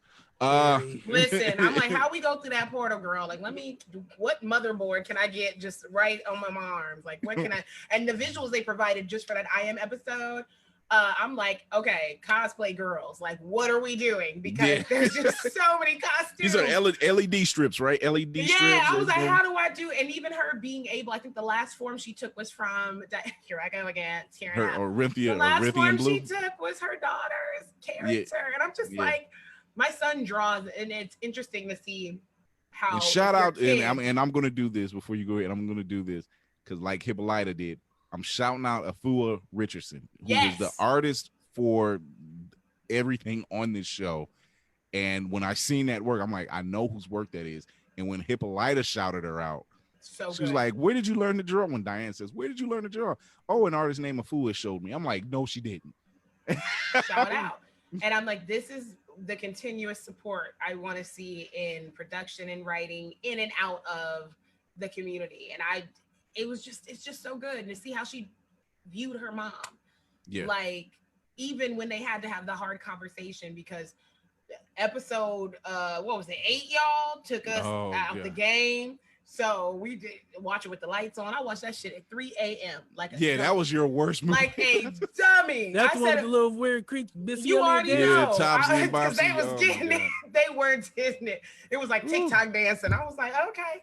It was a lot. Like I said, there's nothing worse than having something chase you down that no one else can see. No one else can see. Don't say that because look, man, for the longest time, you know how you leave the basement and you run upstairs and turn the lights on? Yeah, absolutely. No, but these one little time hoes... when I was a kid, my cousin turned the lights out. It was pitch black. Dog, when I tell you, I ran and knew every inch of that you house. pulled a Letty? Man, hey, I turned corners. I didn't even know it was corners. I turned them shits with it. You freaked out. So to see this be in real life, because I still say the scariest part of that episode to me was the first 10 minutes where the cop cursed her. And even having him spit on her. And trip her? I gotta wonder how that actress felt in that scene. Now I know the spit ain't real, but to have to be yanked around like that and then by the cops. Yeah, it has to be. It's one of those moments where you realize, even when Michael B. Jordan was talking about getting counseling and going to therapy after playing Killmonger, like some of these characters they go to so deeply, you'll find yourself being like, I hate white people. And it's like, okay, it's this character, but then you're also dealing with the fact that we, on a regular outside of a show, deal with these little microaggressive things that people aren't aware of, or they think we're making it up, or they're like, oh, you always bring it up race, because everything is about it. The historical context of how America was formed, all of it is about it. Like, you gotta bring it up. On that note, I do a lot of driving for my job, and I go to a lot of different, and that's the crazy thing about my job, because in my job I deal with Trump people, Biden people, black people, white people, all of them, every spectrum. So it just kills me to go to like the Trump supporters house and you see like 45,000 Trump make America great or keep America great, Trump Biden, back to police and all this stuff. And it's just like, dude, here I am, this big black guy coming into your house and you have no choice but to smile and shake my hand and kiss my ass because I keep your people safe. And it's just not that that's a great feeling because, I shouldn't be getting off on that, but it does feel good because it's like, no matter what you believe in right now, you need me more than I need you. So you might want to get off your high horse and realize that no matter what you think of, we all in the same boat at one point in time or another. We all need each other. Right. So it's just like, and this one dude was like, does my Trump stuff offend you, guy? No, not at all, because I'm still getting paid. I don't have to be here. Like sometimes they want to be provocative and they want it to bother you. It's like and when it doesn't, they want it to bother you. And I think that's the thing I've learned in this job is because, like I said, I go to so many different type of houses, so many different people. It's like some people are already on edge because their family members, you know what I'm saying, has this ailments. And now it's just like, here comes these black guys. And it's like, oh yeah, I'm about to do something. It's almost like the ultimate fuck you. Yeah, but it's just like, dude, you're not gonna get me to lose my job. I'm not about to go crazy in here. Listen, we're not. You don't touch me or spit on me. You know what I'm saying? You can say what you want. You can put as many hard R's and trumpers all up you want. I'm gonna walk out of here. You're just like, so you must not want this oxygen tank then. Is that what you're trying to do? Bro, you start getting too disrespectful, nigga. I start packing that shit up like the niggas on the Titanic when the boat was going down. Listen, and I know you said, Jimmy, wrap that shit up. Hey, let's go. No, I know you said you probably shouldn't take a little bit of joy in that, but anytime me or like my ancestors, or I jokingly say like inner slave girl can be like, hey, this is one for me and mine. I take that. No. Let me say I don't take pride in the fact. I take pride in my job.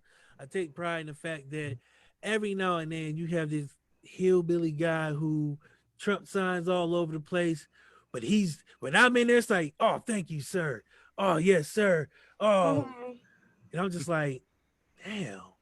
If I wasn't in here, I'd be a nigger. But today, I'm yeah, you would. I like to call them out for stuff that they normally aren't used to being called out for. Right. So I remember at one of my jobs, because I have too many, a lady, I'm normally not dressed up at the first job. I'd get dressed up when I would have to work the bar at night. So they weren't used to seeing me all Beyonce'd out. I'm normally homeless. So she was like, oh my God, I almost didn't recognize you. You look so good. And I was like, oh yeah, thank you, Jen. Thank you, girl. And then she was like, yeah, it's like you look like you could be like walking onto like a hip hop video set or something. And I said, she sorry. called you a video. Right. You look like, now, here's hold my on thing. now. What made this bad is one, I have on like a Carl Thomas sweater. So I don't know what rap video set I'm going on fully covered. She was doing Juicy. Absolutely not. Second of all, I was like, so how come it couldn't be like a country video or, you know, a pop video? Like, what made you say hip hop? She's like, oh, I didn't. We weren't thinking. Yeah. You're stepping on your tongue again, Listen, Jen. make them uncomfortable because the more we assimilate, do that. The more they just think everything is okay. I told you about the hood thing. I always wear a hood. I wear a big bright red one for work with my red shoes and my khakis. So I'm already looking like I'm going to do something. And you gotta have a mask on. So I got a black mask, red hoodie. Oh, big black guy walking in your house and you don't know what's going on. And I don't call ahead sometimes. I just show up at your shit. Not just show up. Hey, motherfucker. This one lady Francine, he's like, here. Yeah, Francine. Get the gun. I went to this house. Oh man, it had to be just getting dark. And I was like, you know what? Last stop. I'm gonna just get it done, so I ain't gotta do it tomorrow. Knock on the door. This little white lady came there. She's like, "Oh my god!" I was like, I got some stuff to deliver. She's like, "Oh, you scared me." You know. What is that?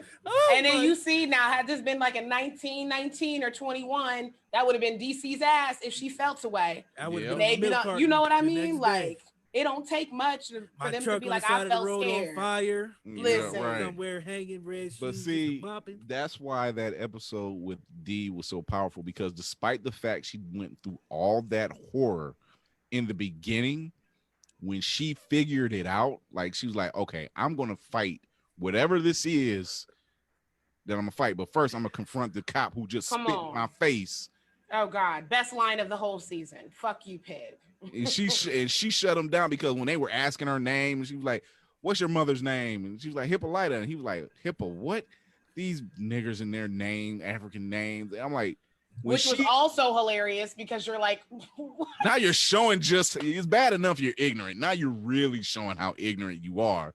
And when she goes to confront him at the whatever little building they were at, Piggly Wiggly. The Piggly Wiggly. Oh right. no. The blue. Do they still have those stores? Are they? Yeah, I think so. Down south. Yeah, she went to confront him over at the Blue Oyster over there, and and so when she spits on the cop that spit on her, she spits on him, then looks at the cop that made fun of her mother's name and said, "And Hippolyta's Greek, asshole." And she walks out. Greek. And she walks out. I'm just like, thank you, Diana. You every bit your mother's daughter. Thank you. Every bit. And I'm like, do you know how many Black people have wanted to do that or say that, especially if we are pulled over or followed for no fucking reason other than being Black? And it is just a relief to see that, especially through a young Black girl. Because one thing I like throughout that whole episode, which is very true with what a lot of Black girls and I think Black women feel, is like we are invisible a lot of times. Mm-hmm. And just that same energy is not for us when things happen to us, like we do in March for Trayvon Martin and Emmett Till. Like we get it together. Black women are like a backbone when it comes to, we're going to do this, we're going to organize that, this is what's going to get it done. So to have an episode where these things are following you and nobody else can see them but you, that's real for us, because it seems like nobody else can see what we're going through. And then you have a Black man that comes in at the end and he is trying to help you. He's literally holding you thinking he's helping and he's hurting. Exactly. Like he messed this up. And it was like, man, there were so many levels to unpack in that episode. It wasn't even funny. And then the fact that they let her stay hurt. I was not expecting them to pull How to Train Your Dragon. It's like, damn, you just lost a limb for real? Right. That's the first thing I thought. But what she did though, they hiccuped? Oh yeah. You came back around like fucking Ironheart. I was like, bitch, what? I was not expecting that. I'm like, and I'm sitting there, I'm like, she's not even corrupted. I love what she just did. Rip her throat out. I love it. I like that. She's like, you still don't get it. Let me just go. I was like, huh? We could follow her for another 9 episodes, and I would be waiting like, Diana, where you want us to go? Because she's always been feisty, even when they went. And she was her mom was talking about, because I know we talked about in another episode about how, yeah, I named this comet, but since I was Black, they didn't want it to be, by a Black girl. And for Diana to be like, everybody in here, my mama named this. Like, she's always been that chick. Yeah. And I love that, even with something as traumatic as losing a limb, because I could not imagine, unless it was going to be replaced with something like that, baby. Then we in there. Then I'll never be able to draw again. Don't worry, Mama got your back. Don't worry, Mom got you. And without her going away like she did, she wouldn't be able to have her. So I like that they got to have their conversation and heal, because she felt so abandoned. And I could only imagine how scared she felt, because just lost. You don't have a mom and dad. Now, just you lost. You are your by father. Yourself here. Right. Just lost your father, and mother missing, could be dead. And now the you cops lost are your best harassing friend. you. Yeah, your best friend died. Even at the start of, I want to say, the final episode where she was coloring or drawing or something, and then you basically see the newspaper like, hey, nobody's gonna pay for your friend's murder. So can't imagine that shit. That's the time where we probably really wanted to riot, when things like that happen. But when you don't have that power and pull, right? I'm like, y'all, they were bombing that place. That was crazy. When Letty was walking through and they were dropping bombs, I heard the military was involved. I'm like, what the fuck? They bombed it. What the hell? Hiroshima. Yeah, like they were like, oh, we're gonna teach them. I'm like, that was mobilization. I'm like, you just don't come up with that. You had plans. Not at all. You had plans. They mobilized the whole army and bombed. And that's literally what we are concerned about now, and still, which so many people politically can't understand. I'm like, if y'all really cared to have things to be equal, you wouldn't feel like this, but you don't. Because there's a level of like the racism and classism, y'all want it to stay like it is. Yeah. Some of y'all just feel bad for saying that, especially those hidden Trump supporters. You may feel bad for saying that, but you don't want shit to really change. Because that would mean the privileges that you're afforded, which a lot of them have nothing to do with finances, but the privileges that you're really afforded are now going to be equal opportunity, and you don't want that. You like the feeling of feeling like I'm above this person. You do. Because unless we're singing or playing basketball or some shit, y'all don't give a fuck. That's how I feel. You're just looking to be entertained. Pretty much. If we're entertaining, we're okay. As soon as we start opening our mouth, it's shut up and play. You better go out there and be somebody, nigga, dribble between your legs. Yeah. Tell that joke. Rap. But pretty much. Tell these kids how to make it. But on that note, that was such a great episode. Right, it was. Well, on that note, we are at the end, because I know we got things to do anyway. We do. We do? Yeah. Oh, yeah, we do. We do. Yeah. I don't know if you do. So like we got things to do. Yeah, so we're gonna. But I told the story on the Triangle when I did this shit. They're like, "Oh, Black women don't do that." And I flat out. You just did it. I flat out just did it. She literally was like just that. like, "Oh, we got like shit that. to do." I don't know about you. No, I did like a point. I wasn't like, you did the whole. You was the whole. No, because you doing a Beyonce thing. I ain't even. Yeah, whatever. Okay. I'm not Prove gonna my argue point. with you. Thank you. First episode in the season, you're proving my point. I already feel 10 points higher. Jesus. Well, this is the end of the show. You can check out Blurred's Eye View on anywhere you listen to podcasts. You can also check us out on YouTube, and we also have a new. We also have a new web page, so you can check us out there too on blurred'seyeview.org. Check out some of the articles we're putting up. We're still putting stuff up, so check that out. Darius, what you want to talk about? What you want to close it out with? So sadly, what the shit is coming to the end of our first season. Not that it's so hard. We made it. Baby mama, we made it. But like Offset or something. You know I live on Bad and Bougie. Oh my God! Please don't bring that back in. You little Bad Booty.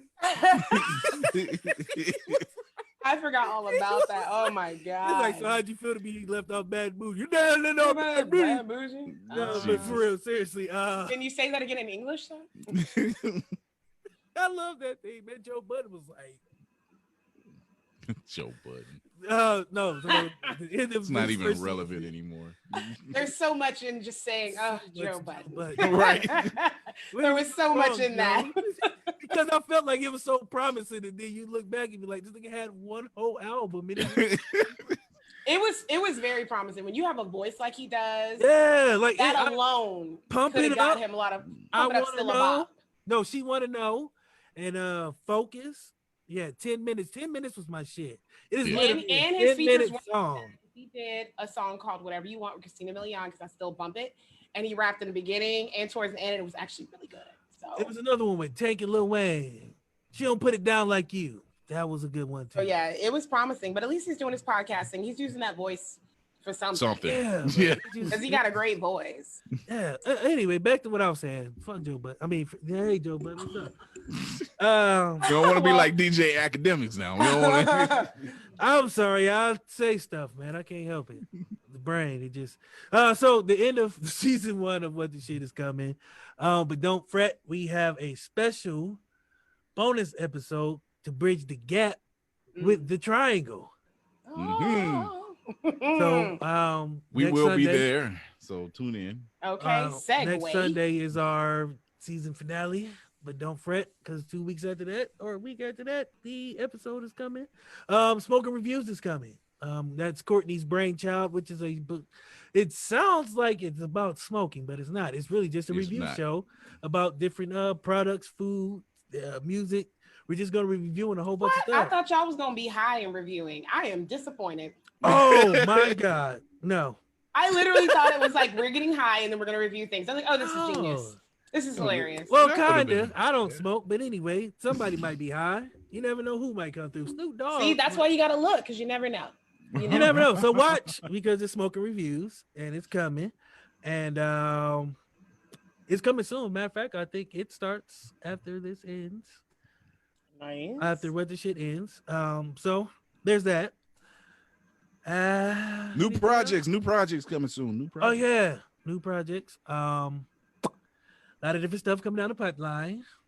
A lot of people aren't going to be happy. We're being vague with it because we don't want nobody taking our ideas. We had a Jacker on the swagger, and I'm gonna just say this: don't be out here tubing it on. Oh, that's what I want to do.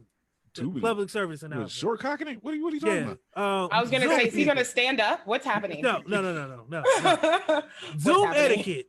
Stop whacking your shit on Zoom. Like that shit is what? Not, you didn't know that's what dude was doing. That's what I said. 2 minutes. That's why he was. I thought you was talking about somebody. Okay, I thought you. No, okay, the dude from that New York Times or whatever. Jeffrey Tubin was beating his meat on the fucking Zoom call.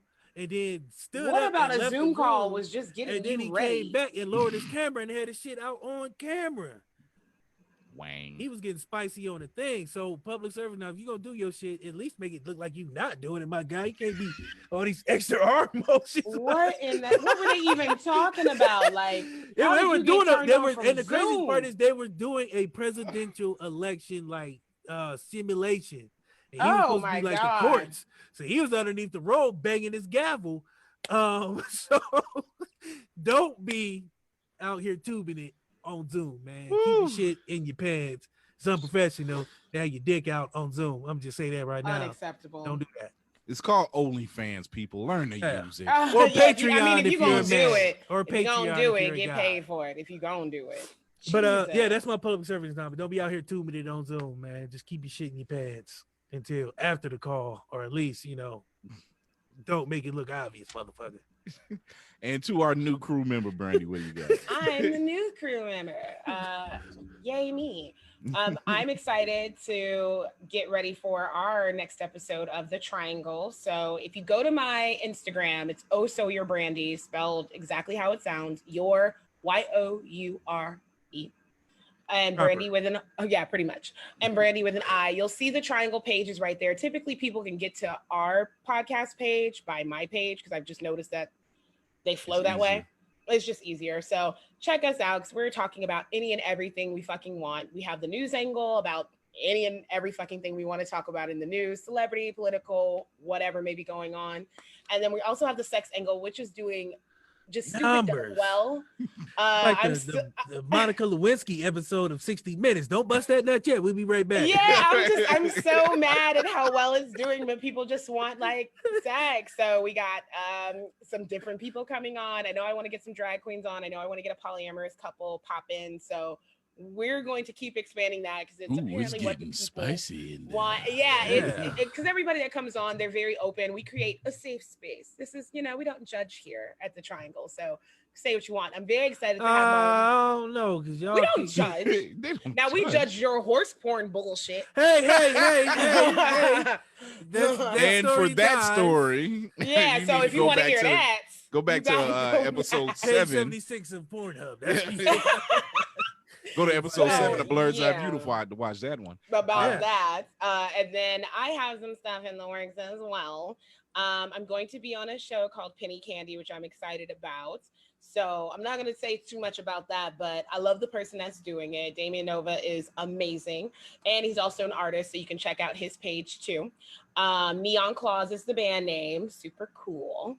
So check them out. And then me and a friend I've known forever and a day, we're finally going to get our Golden Goddess products, as well as doing just some live streaming for the women. So any females listening, if you're all about manifesting. Plug. I love this girl. If you're all about manifesting and wanting things to be right in your life. And also, since we're going to have products coming out, let's say if you got a dick appointment and you want to light a candle because it's dick time, we're gonna help you with that. We're gonna help you. You don't know how to light a candle. That dick ain't the. No. The last of your problems. Going to know. If you can't light a fucking candle, it's not a matter of the last teaching thing you. On your mind. It's not a matter of teaching someone how to light a candle. A lot of times, women have to be in a certain headspace, which you dumbass, to enjoy sexual relations.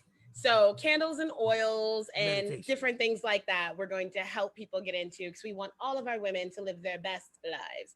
And I'm also going to stop being a lazy sack of shit and start another YouTube channel that I want to do just called What I Bought and What I Thought. And it's literally going to be that. Wait, did she say be lazy? Because I'm listening to everything she's plugging. She's literally the other pinnacle of what you guys keep saying I am. It's a lie. She's a female Wayne Brady. Yes, I love Wayne Brady. No, it is. It's I also hold on. Okay, Chris, you're Nick Cannon. She's Wayne Brady. Y'all both. Why do I gotta be Nick Cannon? Can I just be like? Can I be like a light skin? Can I be like Cannon's pockets though? Yeah, well, he got the pockets, but unfortunately, I'm not gonna go back on anything I say. Well, I will say that we're can I plug Reginald D. Wheatman's sex show? Yeah, well, you know what? Speaking of which, tune into Blurred's Eye View next week for our special Halloween episode. We come in dressed up. Chet Dooster. How many times you changed his name? Well, there's 2 of them. Reginald D. Wheatman's music is a news swarmy news guy. Swarmy. I swear you guys are taking my word. Yeah, he's a swarmy newsman that likes to skerbuffle. How about that? Please stop. Like the way I just almost that didn't even work. Oh my God. She I hate it in her so mouth. much. I did. Like Jesus Christ. But no, Chet Doosterhouse is a 18-year-old frat guy who just loves the fucking party, and he'll be here. Chet Doosterhouse. I really hate you. I think right Dooster's now. going to give us a call just because you used the first half of his last name. No, Dooster, not Dooster. Yeah, I know. Doosterson Deuce. the third. Yeah. Well, I was gonna call him Chest Doosterbagger, but that just sounds real rapey. Oh my God, So that does sound really rapey. Who raped you? It was Chester Doosterbagger. Oh yeah, Jesus. that sounds like a guy who raped. Yeah, like let's get you in for the rape kit. Definitely did that shit. The Lord. Well, but Chest Doosterhouse, yeah. Well, that's all the plugging we got. You got more. You got more plugging. Reginald the Wheatman is coming up with a sex news show, so it's gonna be called Tubing It on Zoom. The co-host is the guy Derry seen on Zoom. Jeffrey Toobin. Jeffrey Toobin and Rudy Giuliani. So there it is. Those are the first 2 guests. The last plugs. And we got Rudy Giuliani just propped up in the corner like we get at Birdie's. Oh my God, with the shades. Yeah. With the shades on. With the shades. Like, we get at Birdie's. We just gonna pull it back of his head. I love those films so much. Oh my God. Oh my God. Judy, you having fun? So yeah. And the shades got to be like that. Yeah, they were really walking around with a dead body for like 2 hours, like 2 movies. 2 movies, yeah. Oh yeah, because there was the 2 because they were on the beach. Oh my God. Like, why did we let that? Why did we let that slide? We let that go. The first zombie movie without being a zombie. We need to have a whole episodes of movies that will no longer work, and we need to talk about that. We need to talk about weird science. There are so many movies that would never work now. We need to talk about that. Yeah, weird science would not work, but it worked for Robert Downey Jr. I just don't know. Man, how douchey was he in that? Like, how assholey. Well, the brother Chet was a douche. The brother was Chet was an ass. Chet Deusterhouse. There we go. That's the name. Ass. He was no good. Okay, I'll test. But anything on that note, if you can't do something nice for somebody, do something nice for yourself. Entertain yourself, entertain others around you, educate yourself and others around you, and most of all, empower yourself and others around you. And until then, this is your host. I almost said Chris Fury because I'm all on so many Chris shows. Fury. I might be changing the tag anyway to that. This is Chris G from Blurred's Eye View with Darius DC Chambers and our new co-host, Brandy Blocker. We're gonna get you a nickname too. Welcome to Walmart, Blocker. Get your shit and go. We let the viewers. How about the viewers? You decide on a nickname. Not that I'm gonna go with it if I don't like it, but trust me, she's not. If you give her something, she's not gonna swing for it. It's not that easy. Not that easy. You gotta buy me dinner first or something. It's not that easy. Until then, you gotta heat me up a hot pocket or something. Until then, this is supposed to be that, and then it's supposed to be the Kevin Bacon drinking. Oh, middle finger slinging. I've been talking about that damn drink all week. Middle finger sling. Yes, Kevin. I'm so happy you guys liked it. Like, I love when people like a place I take them to. Because everybody I said it to, they were just like, bacon inside your bourbon? I'm like, don't knock it till you try it. I found a new way to like bacon. It's so good. As if I needed more. Right. So now the next time we do like our little company get together meeting. Let's not call it that because nobody ever. It sound good. No. It sound good when we say that. You see, when I put it in parentheses, I said Blurred's Eye View production meeting. Yeah. That's why Courtney was pissed at us because we was. I told you, I was like, no, that was a business meeting. There was a business meting. No fucking business production. Yeah, we didn't. It looked like a lot of drinking was going on. Drinking and shit talking. A lot of drinking, a lot of good music, a lot of Power Ranger clips. We had a great time. A lot of drunk white girls. Oh my God, Cindy, I want to get the Kevin. I want to get the Kevin Bacon. Oh my God, it's so good. No, you have to go to the bathroom with me. Not with my bacon. Can't leave oh my God, we came together, we're leaving together. Right. Oh my goodness. So okay, we're done. We're letting Chris just sing. We're done. Let me finish it. So until then, this is Blurred's Eye View with this crazy ragtag group of agents on my crew. Oh my God. Until then, we're out. Bye. Thanks for listening.